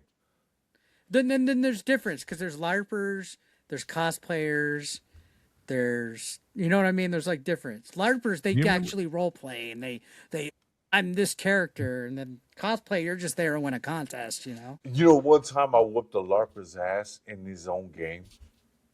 Damn. Wait a minute. You want to hear about that? Was it like one of those? Was it like one of those where they're He said whip. reenacting a He battle said or whip. something? He didn't say the You whip. want to hear about it?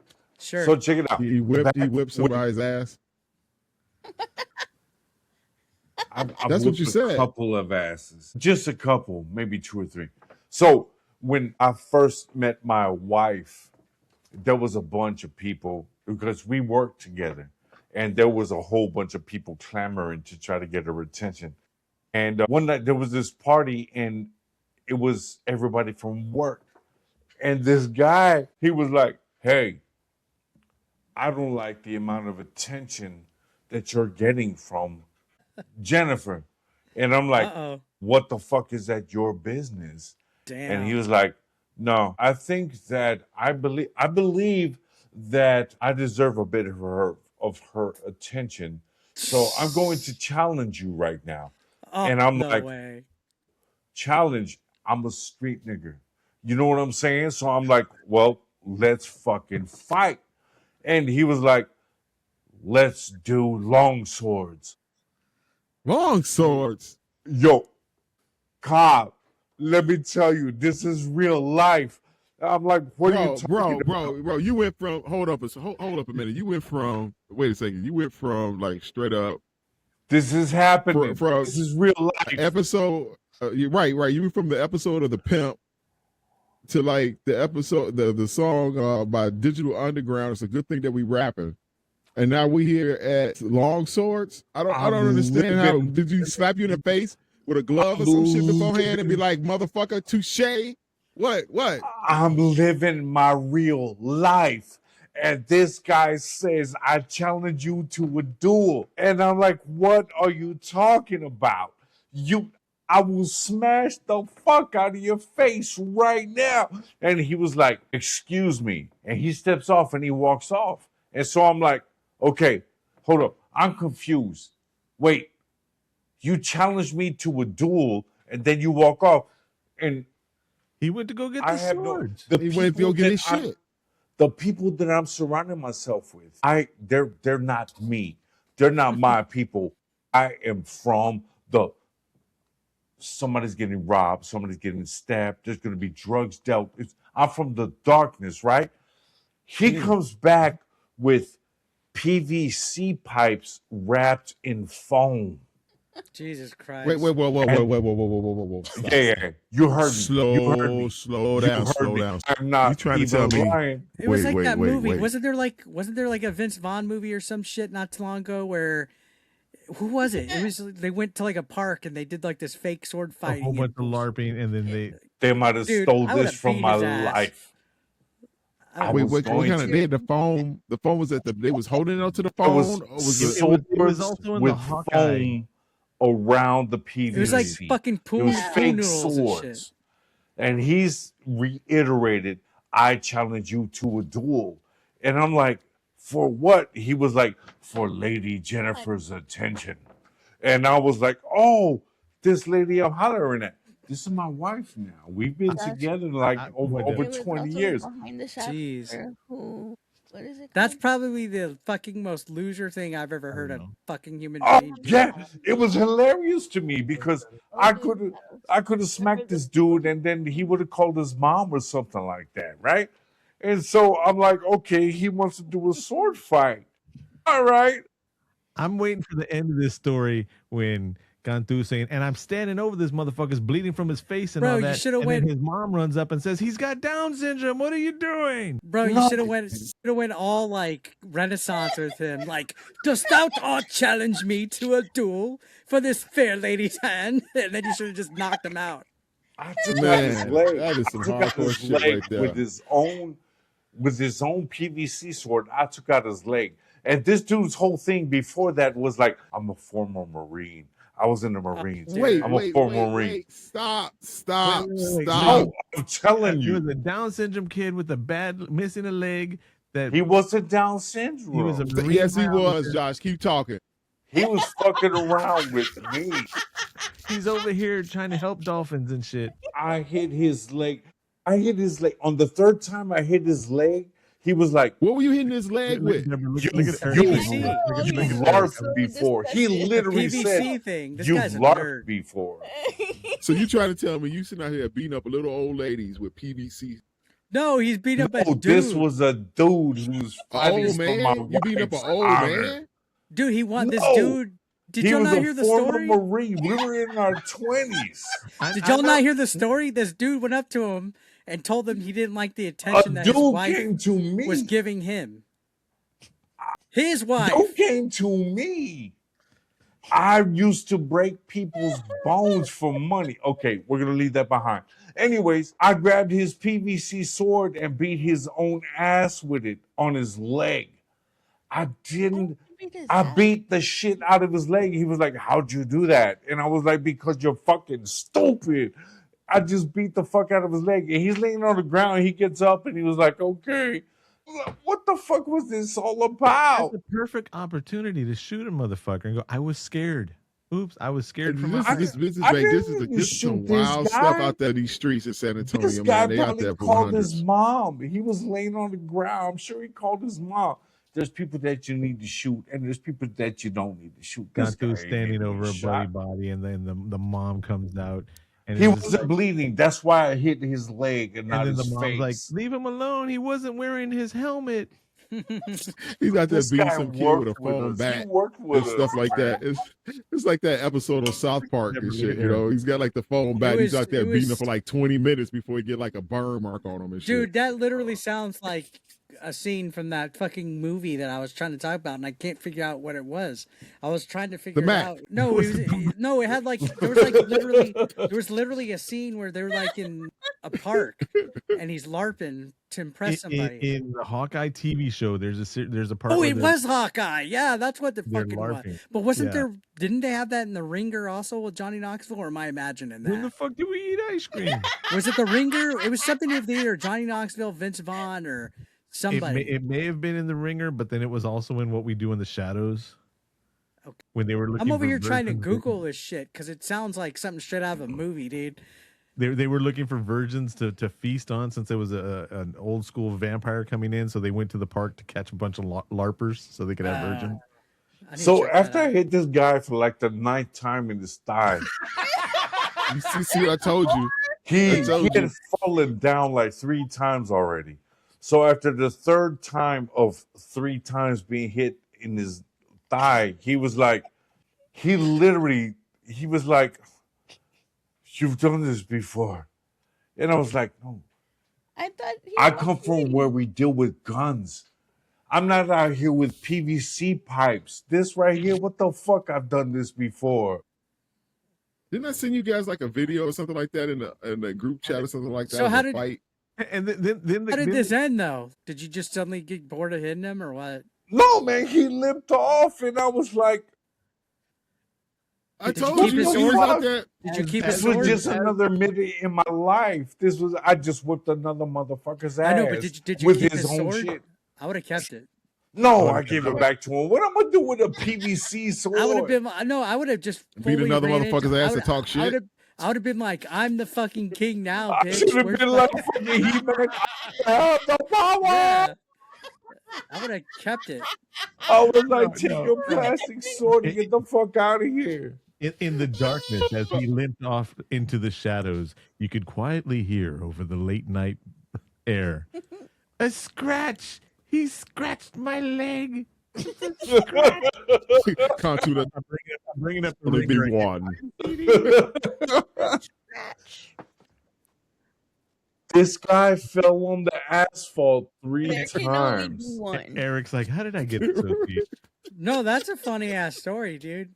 It's real. It's not a real. story. That's the real shit. You should hear the rest of my life, bro. We could make Damn, you can- movies. That sounds you like can a see scene that from shit, a can't you? movie. That sounds like Only a. be one. That sounds like a scene from a movie. Like no shit. He brought out a fucking PVC sword wrapped in foam, and he said, And "I told you that he doesn't challenge like- you." Because he didn't like that your wife gave you attention. She wasn't my wife. At the time, Oh, I We thought it had was. I thought just you were met- already No, married. She became my wife. No, this was a When they first hot got girl. together. This I was know, a hot okay. girl that he liked, and I had the attention of. See. Okay, so but changes I the thought story. I envisioned that you were already married, and he's like, No, I don't like it. I also No, said, he said that part. Did you read the that's script? why I was saying he was I special. had needs. just That was a gotten very to this Eric, place. Eric, did you read the script? Come on, man. no, because you said it's eventually your wife. No, because I was thinking, okay, if you were already married, this guy had to have been retarded. No, and I wasn't even thinking about her. I wasn't even thinking about when this happened. It didn't do you and your occur wife to laugh me about this until story? afterwards. Huh? Do y'all laugh about this story to this day? Oh hell yeah! That's the first time and only time see me beat somebody ass with his own weapon. Because That's I great. mean, people don't fuck with me in general, right? And this was a guy. He was like, I was a Marine. I was a Marine. I was a Marine. And then he was like, I challenge you. And I'm like, you sound like a video game right now. Like you must not know how people are, because if you're challenging me, then okay, we're gonna dance. And he was like, wait a minute. And then he went So and what came was he back with expecting you to, like- PVC swords. Was he Play by the expecting you to rules. like fucking play like lightsaber duel or what? That's so fucking. He must have been Bruh. on a spectrum to not think that I would have smashed his motherfucking shit. His face. Josh, you heard what he with said? my You heard what he hands. said, Josh? He was on a He said he was on spectrum. the spectrum. What's said he was this on the fucking spectrum. guy? What's this He might guy's have been. name? What's this guy's name? We gotta find him on Facebook. I don't know. He said he was No, on no. the spectrum. After I beat the shit out of his I forgot I about did his too. name. I'm He had to assuming have it been was a like, fucking. his name was retard. like- his name was like Spencer He McGillicuddy. must have been retarded to come at me with that bullshit. It only makes And sense. that's I what I told you. couldn't understand. And when he said, I'm going to come back, I thought that it was going to be a problem. And I was like, okay, well, we're in a parking lot. I And would have been at, laughing at my that ass time off. in my life, I was like, I'm not leaving. So if he would have come with a gun, then that's just what it was going to be. And This this motherfucker motherfucker showed left up the with scene. PVC. After threatening Cantu, he left the scene, went to the parking lot, into his short white roofed bus, popped trunk on the bus, came back with Did he put armor on? Did he put fake armor on? No, So he but only he had was one? ready to defend the honor of the motherland or something. Shit. And I took his leg out repeatedly. This guy had no training at all. And I was like, well, What? fuck this dude's leg.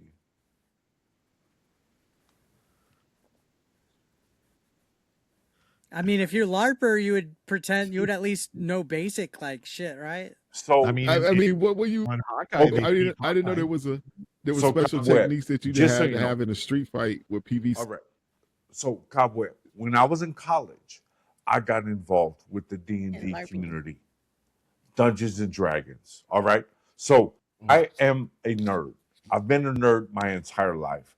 So magic, fantasy, D&D books, all of that I'm familiar with. So I recognize that part of the game, right? So now I'm a grown ass man, and now there's a grown ass man. He was like, hold up. I already knew in my head he's gonna come back with some fucking PVC. Let me I tell you know something this. right now. That makes it even worse. That even makes it even worse. That this dude that did, you would sit back there and this guy comes at you with PVC swords There were PVC swords. He had 2 of them, and on they the were spectrum. We will continue. We will continue with the LARPing PVC swords at a later time. I need to put myself over again one more time. You gotta go pee. Going back to the adventures and game chasing, there was another scene that I associated with, and I was happy to see when Eric drove the station wagon off the car, off the road, down the side of the mountain. Mm-hmm. Because it reminded me one time when Eric calls me up, and he says, "Hey, I just drove a station wagon off the road." Chief is in town. Let's go buy some games." And I'm like, "All right, cool." So we get into this big like excursion or whatever thing kind of truck he had, right? And we're driving towards USAA in San Antonio, and then all of a sudden Chief pulls across all the lanes, just completely swerves, goes underneath the bridge, takes a turnaround, just tires screeching and everything like that. I'm like, I'm not going to say nothing. This is Eric's friend. And I'm thinking, what the fuck's going on? And then he goes, "Oh my God, the light's on." And I'm like, "What do you mean the light's on?" And he pulls up into fucking, what's the donut place, Deborah? The Dunkin' Donuts? Krispy Dunkin' Kremes. Krispy Kremes. And he goes, "The red light's on at Krispy Kremes." I was like, "What the fuck does that mean?" He goes, "That means the donuts are coming out hot right now." And I'm like, I'm the fattest motherfucker in this vehicle. And I don't didn't remember know this, but at the same time, about- I kind of do.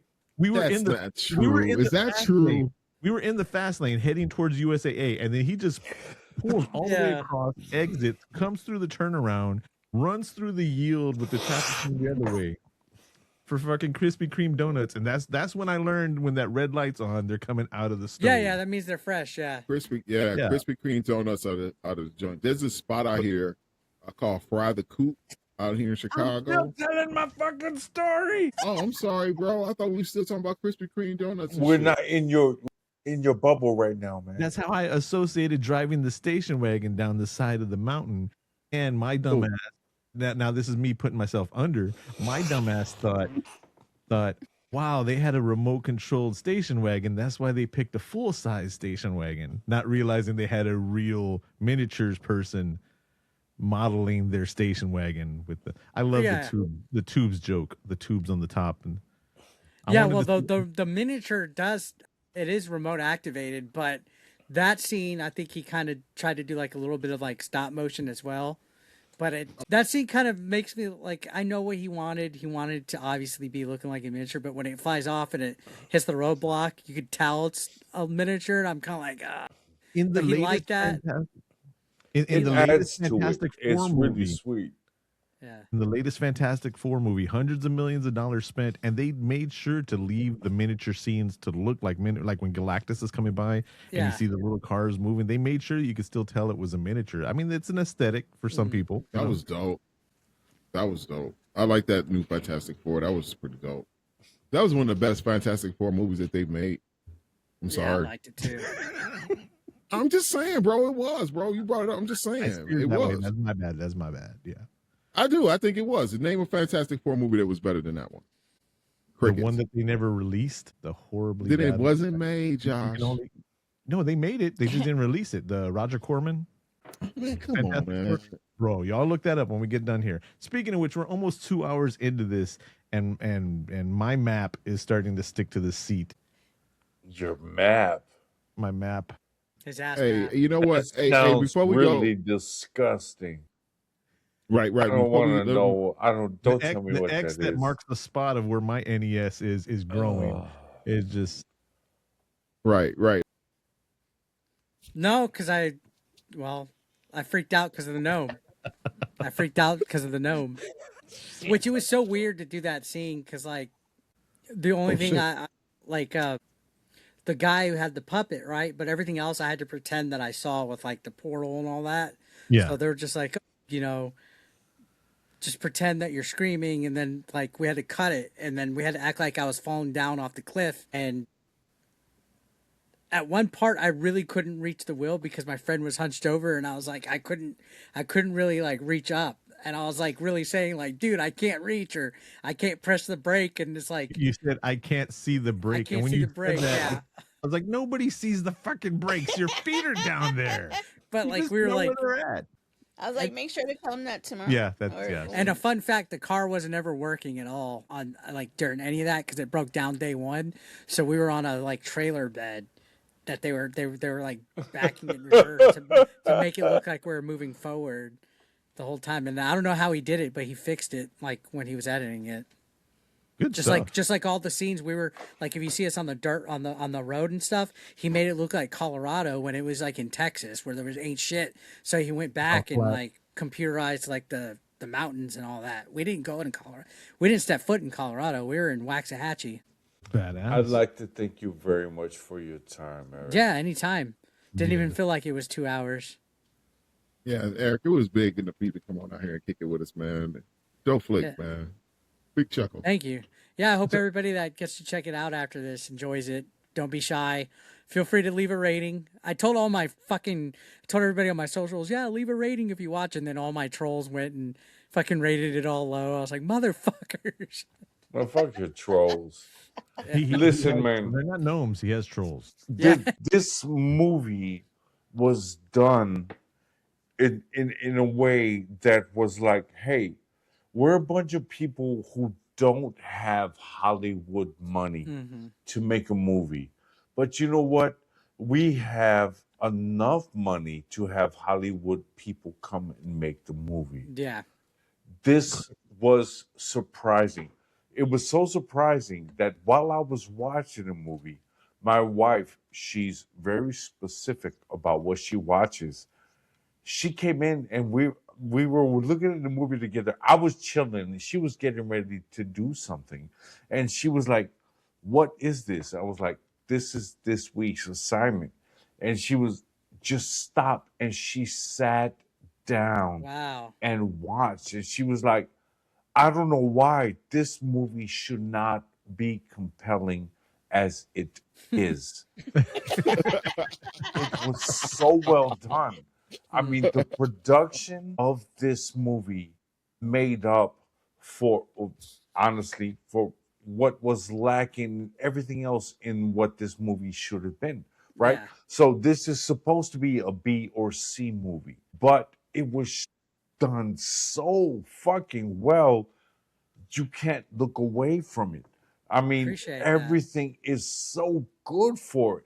The Appreciate it. sound, the lighting, the direction, everything was it was great. I do not mean to sound like I'm talking negative, but I would recommend this movie to somebody else because they need to see what Yeah.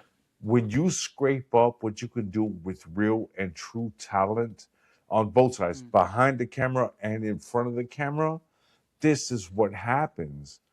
This was fucking awesome.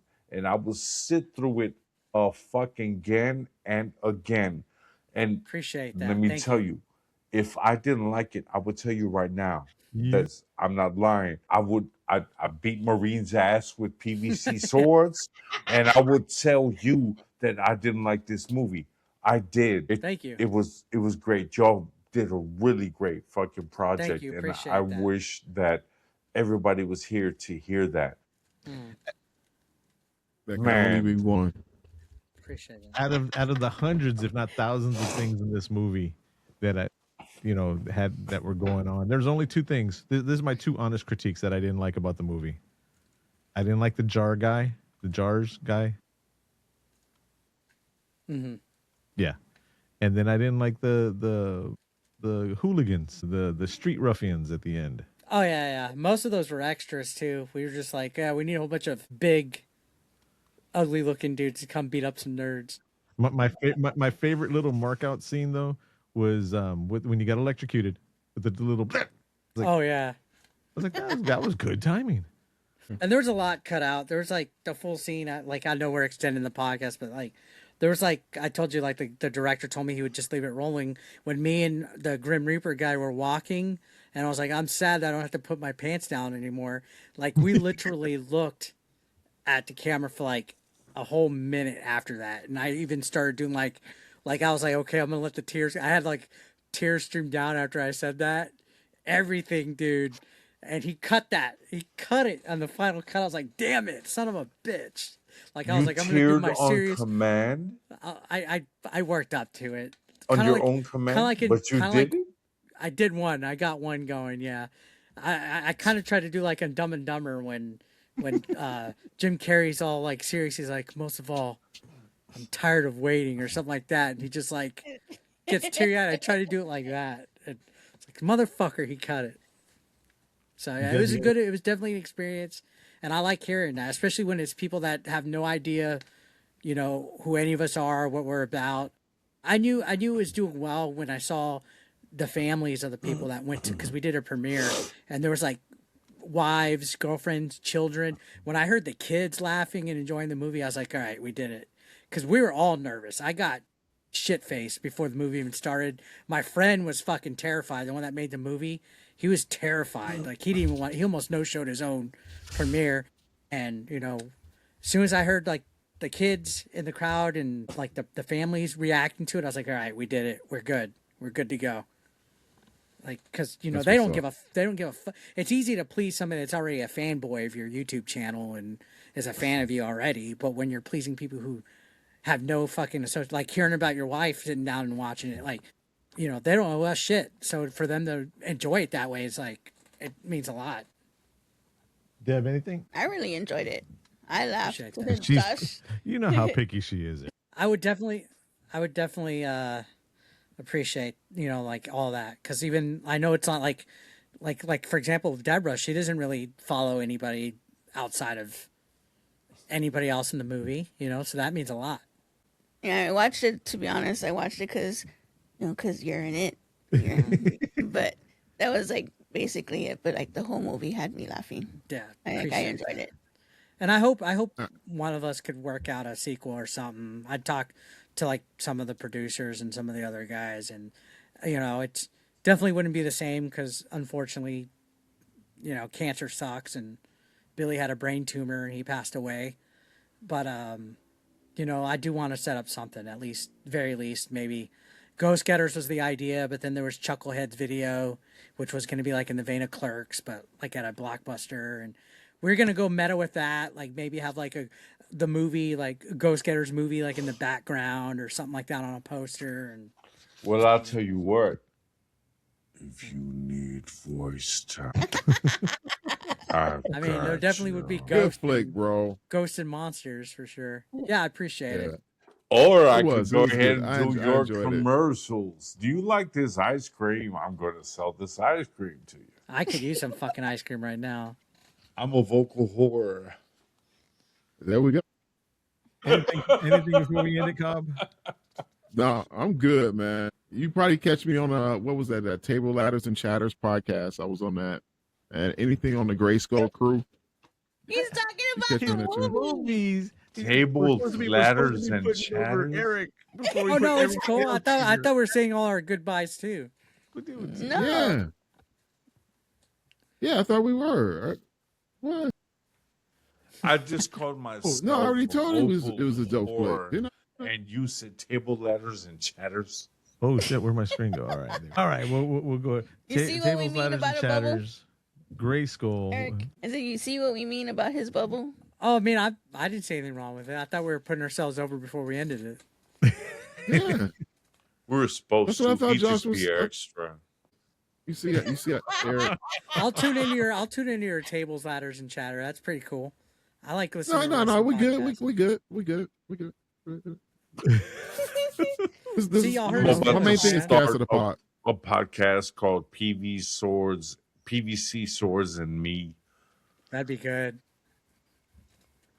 So Eric, please throw your socials out there. Even though you're probably leading more people this way than we're leading over Well, that way. yeah, I mean, definitely. If you guys want to just look up 8-Bit Eric, I'm on everything. Every single. You are. Yeah, I try to reserve my name. You know, if a new platform shows up, I jump on it to reserve the name at least. You know, but yeah, just Google, check it out. Please check the movie out, guys. On if anything, on Tubi at least. That'd be cool to see it trending on Tubi or Pluto at least one time. If you do watch it between now and then, please leave a review on your favorite IMDb or what is it, movie letterbox. I don't even know what the other one is, or Rotten. I don't even know if there's a Rotten Tomatoes for it. But yeah, I do appreciate all the kind words, and I appreciate you guys having me on, and anytime for sure. Badass. All right. I am so fucking happy that I was able to participate in this. Thank you. I'm talking to a real life dude who did real life things in a real life movie. The movie was not something to be thrown aside. Like, this was an actual legit earnest project, and I'm really happy right now. Thank you. No, thank you. So it is on Rotten Tomatoes. It doesn't have a tomato meter or popcorn meter, but viewers can go in and give a star rating on it. Most actors smacked yeah. me when I approached them. I suggest everybody go out there and just go and watch this. We are here talking about this. We've been on this show talking about this junk for like 2 hours, man. There's a reason why.